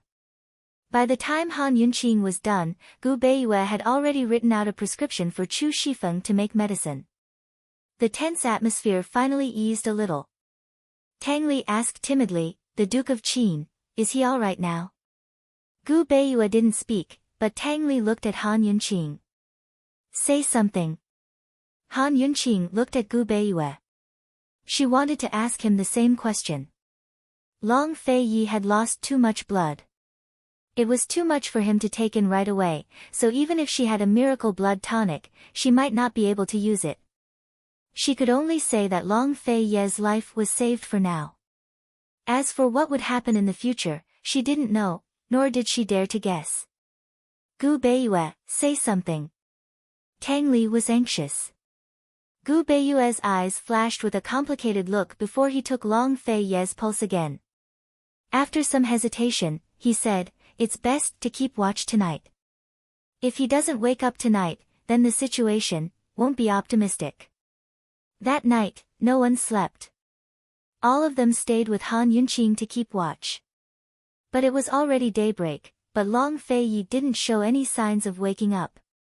Instead, his pulse grew weaker and weaker. Gu Beiyue opened the windows to let in the sunlight. No one could ignore the fact that it was already morning. Not only was the sky bright, but the sun was already high in the sky. Suddenly, Tang Li swung a hand at Gu Beiyue. You quack. Fortunately, Han Yunqing shoved him aside in time. Are you crazy? My big bro will definitely be fine. This quack is spouting nonsense. He's seeking death. Tang Li had lost all reason. Get out! Han Yunqing suddenly shouted. Tang Li was about to refuse, but Han Yunqing was the one who'd truly lost her mind.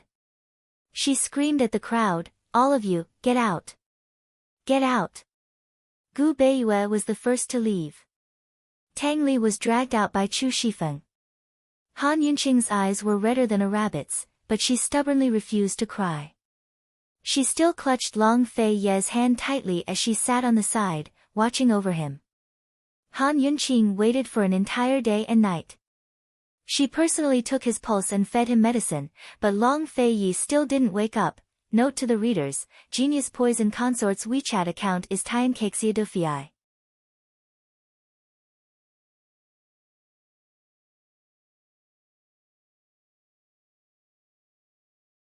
Chapter 364.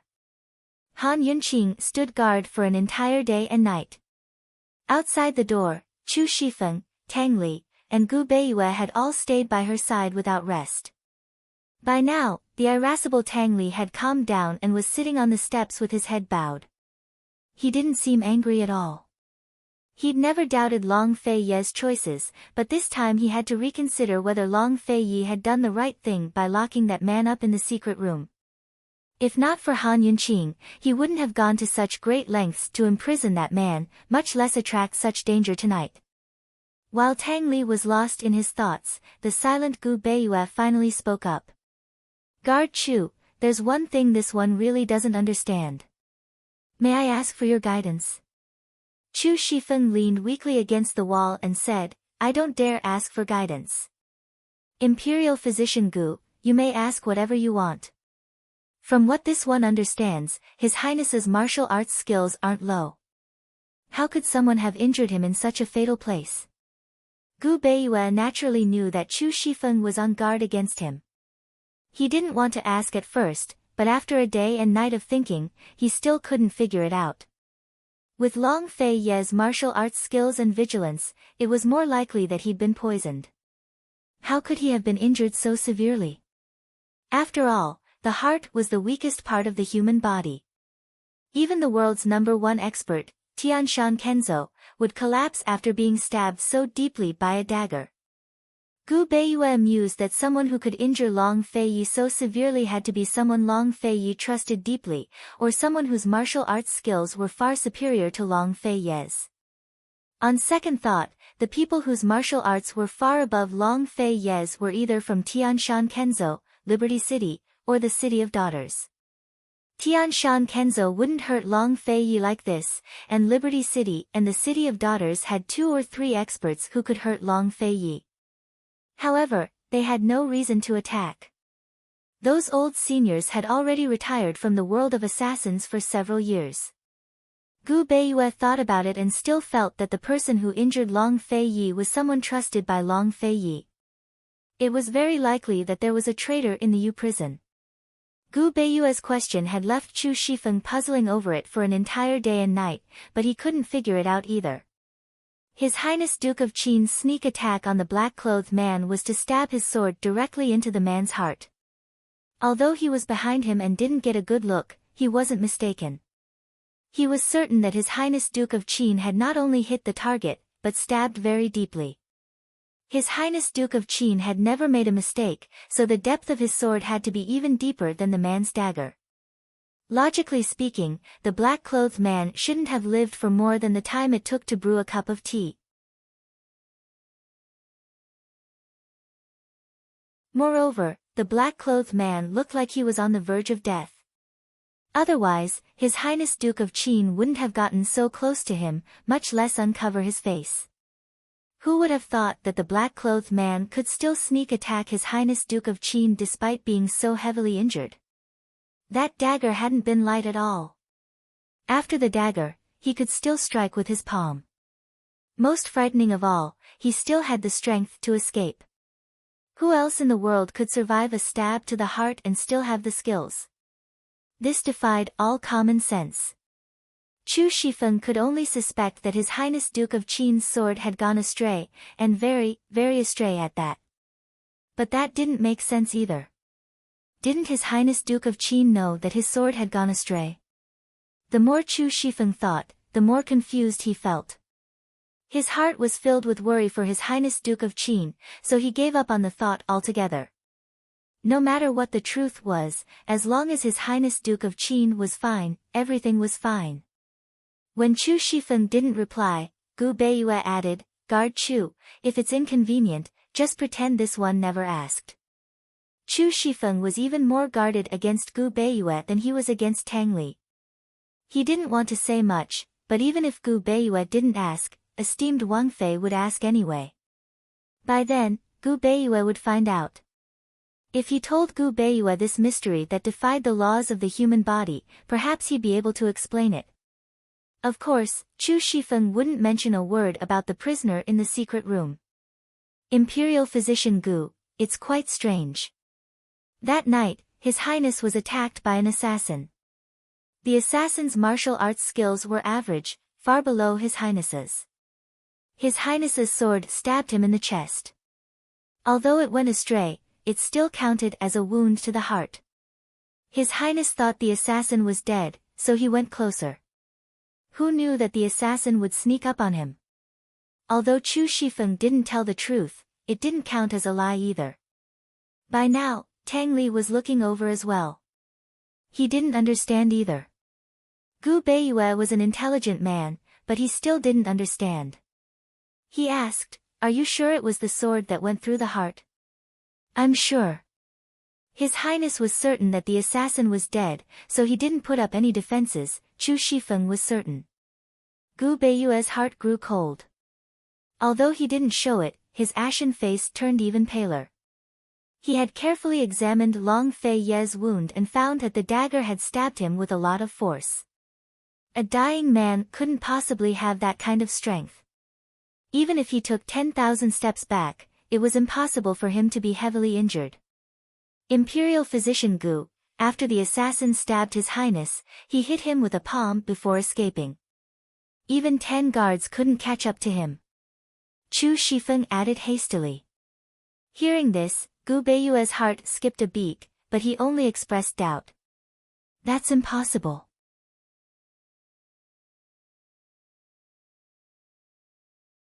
His Highness probably didn't hit any vital points and was tricked. Tang Li couldn't help but speak up. "That's impossible. My big bro isn't so careless." His Highness was too careless to approach before he even died, Gu Beiyue sighed helplessly. With Long Fei Ye's personality, he'd only let his guard down around dead people. Although the black-robed man was dead for sure, he wasn't dead yet. Moreover, many assassins knew how to use poison before they died. Long Fei Yi was a veteran of hundreds of battles, so he should have known. That person was dead for sure. It's really strange. Tang Li cleverly avoided Gu Beiyue's questions. Gu Beiyue faintly sensed that there was more to the story that Chu Shifeng and Tang Li were unwilling to share. Of course, he didn't have time to ask. Right now, the most important question wasn't whether or not Long Fei Yi had been careless, but how the black-robed assassin had escaped unscathed with a wound to his chest. Strange, strange. It doesn't make sense. Gu Beiyue muttered to himself as he began to worry. Could it be that Long Fei Yi had run into a poison Gu human? In this world, only poison Gu humans were immortal and indestructible besides Lil Fing. Leaving aside a single stab, even stabbing a poison Gu human in the chest multiple times wouldn't kill them. At most, it'd hurt them a little. Only poison Gu humans could explain this. But how could there be poison Gu humans in this world? Methods to raise poison humans and poison corpses had been passed down through the ages, but the method to raise poison Gu humans remained a mystery. Some said that the poison sect master hadn't succeeded in his research, so there was no way to raise poison Gu humans in this world. Others said that the poison sect master had been killed by the medical academy before he could raise a poison Gu human. Thus, the method to raise poison Gu humans disappeared with the poison sect. However, Gu Beiyue knew that the secret method to raise poison Gu humans hadn't been invented by the poison sect, but by the medical academy itself. It was a top secret of the academy and had been sealed away in a forbidden area. No one was allowed to get close to it. The poison sect had indeed tried to get their hands on the secret recipe in the past, but never succeeded. That was why he was so shocked by today's events. With the poison sect gone, if there really were poison Gu humans in this world, they could only have been raised by the medical academy. Leaving aside how they'd been raised, how had Long Fei Yi provoked them in the first place? Gu Beiyue dearly hoped that this was all a misunderstanding and that Long Fei Yi had been careless. If there really were poison Gu humans in this world, then it'd be dangerous. Seeing that Gu Beiyue couldn't explain himself, Tang Li and Chu Shifeng were too lazy to ask any more questions. If they kept asking, Gu Beiyue wouldn't be able to explain himself at all.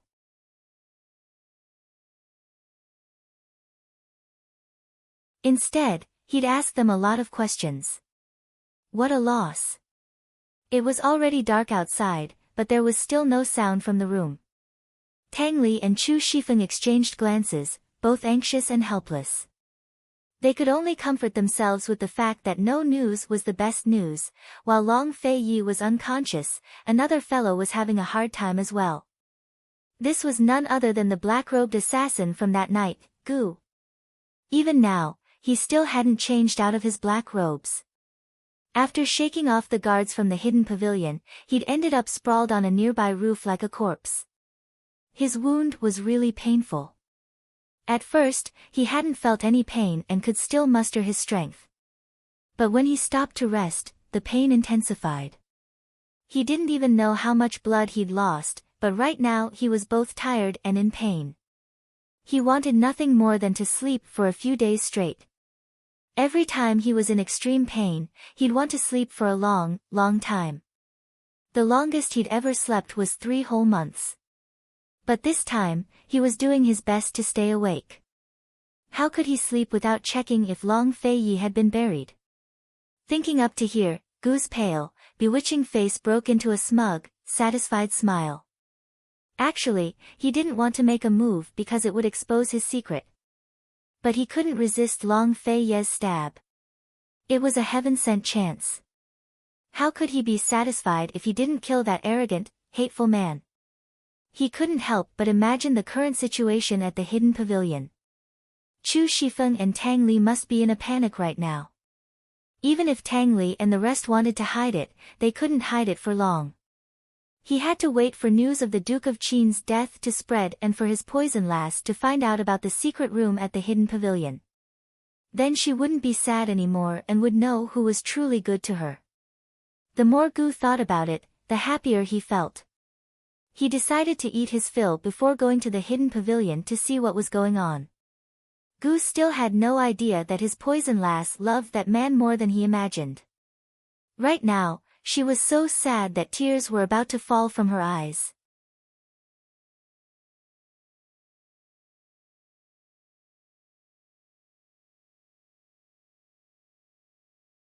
Chapter 365. Another night passed. The night was silent. The person on the bed did not wake up and the person beside the bed did not sleep. Some people said that it was very painful to lose something after obtaining it. However, for Han Yunqing, it was true that she would lose it before she obtained it. She had been taking Long Fei Yi's pulse every 2 hours since the beginning. Now, her hand had been on his pulse the entire time, paying attention to any changes in his pulse. She was afraid. Although she was not a doctor, she had seen many cases and read many medical books. She was very clear in her heart that Long Fei Yi had not woken up or died at this time, so there was an 80% chance that he would become a living dead person, which was a vegetable. She knew, but she did not dare think about it. She did not even dare let Gu Beiyue come in. She was afraid that once Gu Beiyue came in, he would give a diagnosis and announce the end of everything. She held his hand with one hand, her fingers intertwined with his, and her other hand pressed against his pulse. She had been sitting on the edge of the bed in this position for 2 days and 2 nights, almost turning herself into a statue. She always knew that she liked this man, but she never knew how much. Perhaps she knew now. Actually, she still had not recovered yet. She still felt that everything in front of her was just a dream. Even if it was a dream, it came so suddenly. She wished that she could wake up quickly and open the window. She could still see the light in Long Fei Ye's palace. Suddenly, there was a dong, dong, dong knocking sound that shattered Han Yunqing's dream. It was a pity that when she woke up, Long Fei Yi was still lying on the bed. Everything was the same as before. Princess Consort, it's been 2 days. Let this one go in and take a look. The one knocking was Gu Beiyue. His voice was gentle and a bit hoarse. His body had not recovered much, but he had stayed awake for 2 days. Han Yunqing stared at Long Fei Yi and did not say anything. Princess Consort, you are also a medical student, so you should know. Princess Consort, His Highness' pulse is still the same as it was 2 days ago. His Highness is already out of danger, let this one go in and take a look. Gu Beiyue was really cruel. His words were clearly pronouncing Long Fei Ye's ending to Han Yunqing. Han Yunqing didn't even dare to look at Long Fei Yi. She lowered her head and didn't say a word. Esteemed Wang Fei, you can be considered half a doctor. You should calm down a bit. Gu Beiyue said again. Han Yunqing bit her lips tightly. She knew what Gu Beiyue meant. She was also considered half a doctor. She should have the calmness and rationality of a doctor. In the face of this situation, there was no need to wait. No matter how long she waited, it would be futile. However, at this moment, she was not only half a doctor, but also Long Fei Ye's wife.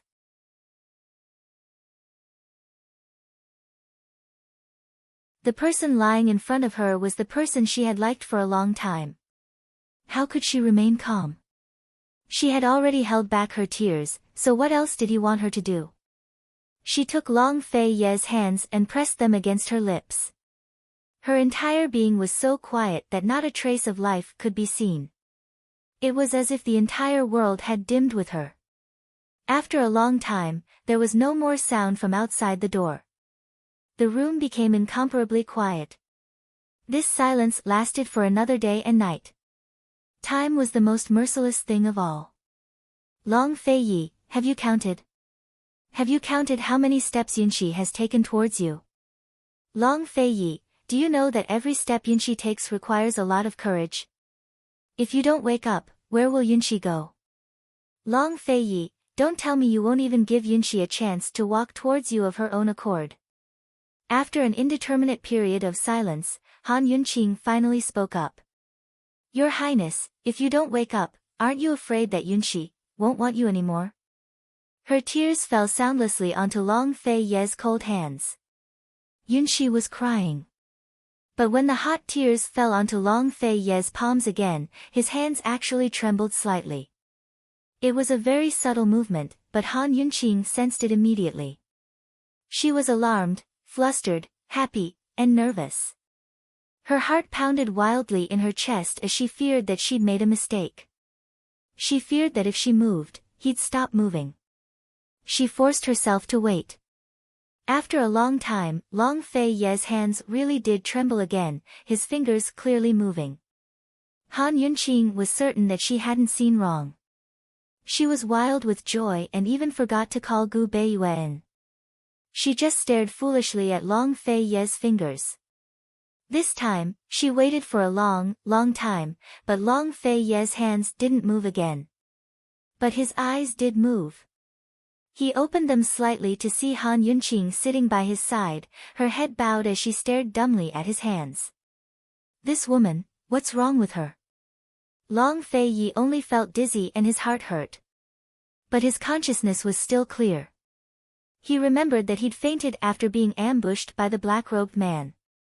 He'd survived the dagger to his heart. Did this woman save him? But her medical skills couldn't even compare to the imperial physicians in the palace. How long had he been unconscious? Had there been any delays in the disaster relief efforts? Who brought this woman to the hidden pavilion? Did she know about what happened in the secret room? As soon as he regained consciousness, thousands of thoughts flooded Long Fei-ye's mind. He unconsciously knitted his brows and stared at Han Yunqing. Han Yunqing had no idea that Long Fei-ye had woken up. She stared at his hands without moving. Just like that, the two of them were silent in their own worlds for a long time. Finally, Long Fei-ye spoke. Han Yunqing, what are you doing? Han Yunqing suddenly looked up and immediately saw Long Fei-ye's eyes that were as deep as the sea.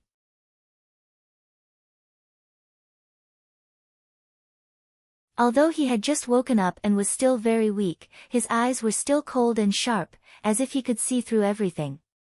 But he quickly knitted his brows and his gaze became complicated. Because at this moment, the woman in front of him had clearly cried. Her eyes were red like a pitiful little rabbit. Long Fei-ye suddenly sat up. Ignoring the pain in his heart, he fiercely questioned, "What's the matter? Who bullied you?" Han Yunqing only regained her senses after being yelled at by him. The tears that had been held in the corners of her eyes uncontrollably flowed down. But she immediately wiped them away and smiled through her tears. She kept smiling foolishly and didn't speak. Long Fei-ye's brows furrowed even more. "What's wrong with you?" Han Yunqing really wanted to cry and laugh at the same time. This guy's awake, he's really awake. She knew he'd wake up for sure. There was no reason for it, but she firmly believed it. Han Yunqing, tell your lordship what's wrong with you. Long Fei-ye prided himself on his intelligence, but he really couldn't see through this woman's heart. Just what did she want from laughing and crying at the same time? But Han Yunqing suddenly threw herself into Long Fei-ye's arms and hugged him tightly. She said, "Long Fei-ye, I missed you so much. I really, really missed you." He was right in front of her, right by her side, but these past few days felt like they were on opposite ends of the world. So she really, really missed him. Long Fei-ye allowed Han Yunqing to hug him as he gave a start. No one had ever hugged him like this before, not even his birth mother or foster mother Grand Concubine Yi. No one else had ever dared to do it. Han Yunqing buried her head in the crook of his neck and hugged him tightly. Although she scoffed at the idea that men and women shouldn't touch each other, this was her first time hugging a man of her own accord, and with such force. It was as if she was afraid he'd run away again. She was so happy that she forgot Long Fei-ye was still heavily injured. Long Fei-ye didn't move a muscle and allowed her to hug him. After a long time, he finally asked, "How long was I unconscious for?" 3 days. I thought. I was afraid. Han Yunqing didn't dare to finish, but hugged him tightly. Long Fei-ye understood. His eyes flashed with complicated emotions and helplessness before he said, "Can you let me go now?" These words were his usual style. They were cold and carried a hint of seriousness. Han Yunqing had heard them many times before, but this time she froze. Her hands clenched and she immediately let go of Long Fei-ye. After letting go, she said indifferently, "Sure." She thought that she must have been too anxious. This step seemed to be too big. Han Yunqing lowered her head and her lips curled into a self-deprecating smile. She silently retreated. Long Fei-ye saw this pitiful look and couldn't help but pull her over and press her against his chest.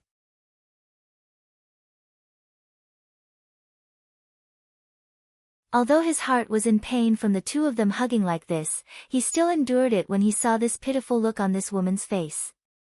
Han Yunqing didn't understand what Long Fei-ye meant by this. He had clearly asked her to let go, but he was still hugging her. She struggled to get up, but Long Fei-ye immediately sucked in a breath of cold air from the pain. "Don't move if you don't want this prince to die from the pain."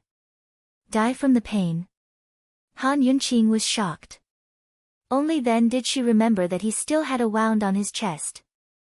Hugging like this would definitely touch the wound. Moreover, he was half lying down, so any movement of his arm would definitely affect it. Once the wound opened, it would be troublesome. Damn it! Han Yunqing really wanted to slap herself. She was just as pitiful as a little rabbit, but now she was so serious that it was shocking. She almost said in a commanding tone, "Long Fei Yi, let go of me, quickly. Don't worry, this prince won't die." Long Fei Yi was actually very calm. Han Yunqing didn't dare to move as she seriously advised, "You're still in danger. You saved this prince." Long Fei Yi didn't seem like he wanted to let go as he changed the topic.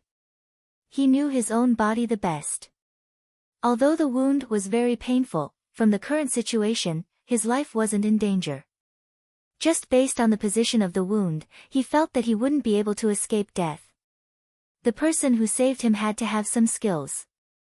"It wasn't me, it was Imperial Physician Gu. Imperial Physician Gu helped you apply medicine and I helped you stop the bleeding. It's good that I came in time, otherwise the consequences would have been unimaginable." Han Yunqing was lying on Long Fei Ye's body, so she could feel his breath and temperature. They were hugging so close earlier, so she didn't have time to properly feel it. Gu Beiyue, Long Fei Yi was very surprised, but he didn't show it. He guessed that it was Han Yunqing who invited him. Han Yunqing really wanted to have Long Fei Yi let go of her. Hugging like this wasn't a good idea. However, she knew that Long Fei Yi was a man of his words, so she could only stay motionless and let him do as he pleased. As long as he was fine, she could do anything. "Your Highness, who injured you? How did you get injured so badly?" The question that Gu Beiyue couldn't understand was something that Han Yunqing also couldn't understand. Who could injure Long Fei Yi like this? You're tuning in to the Blissful Bookshelf YouTube channel. We're so grateful for your support and don't forget to subscribe to join us on this incredible journey through captivating stories. Your generosity through donations truly makes a world of difference, as it's the primary source of revenue that allows me to expand and enhance this channel for you. Thank you from the bottom of my heart for being a part of this adventure.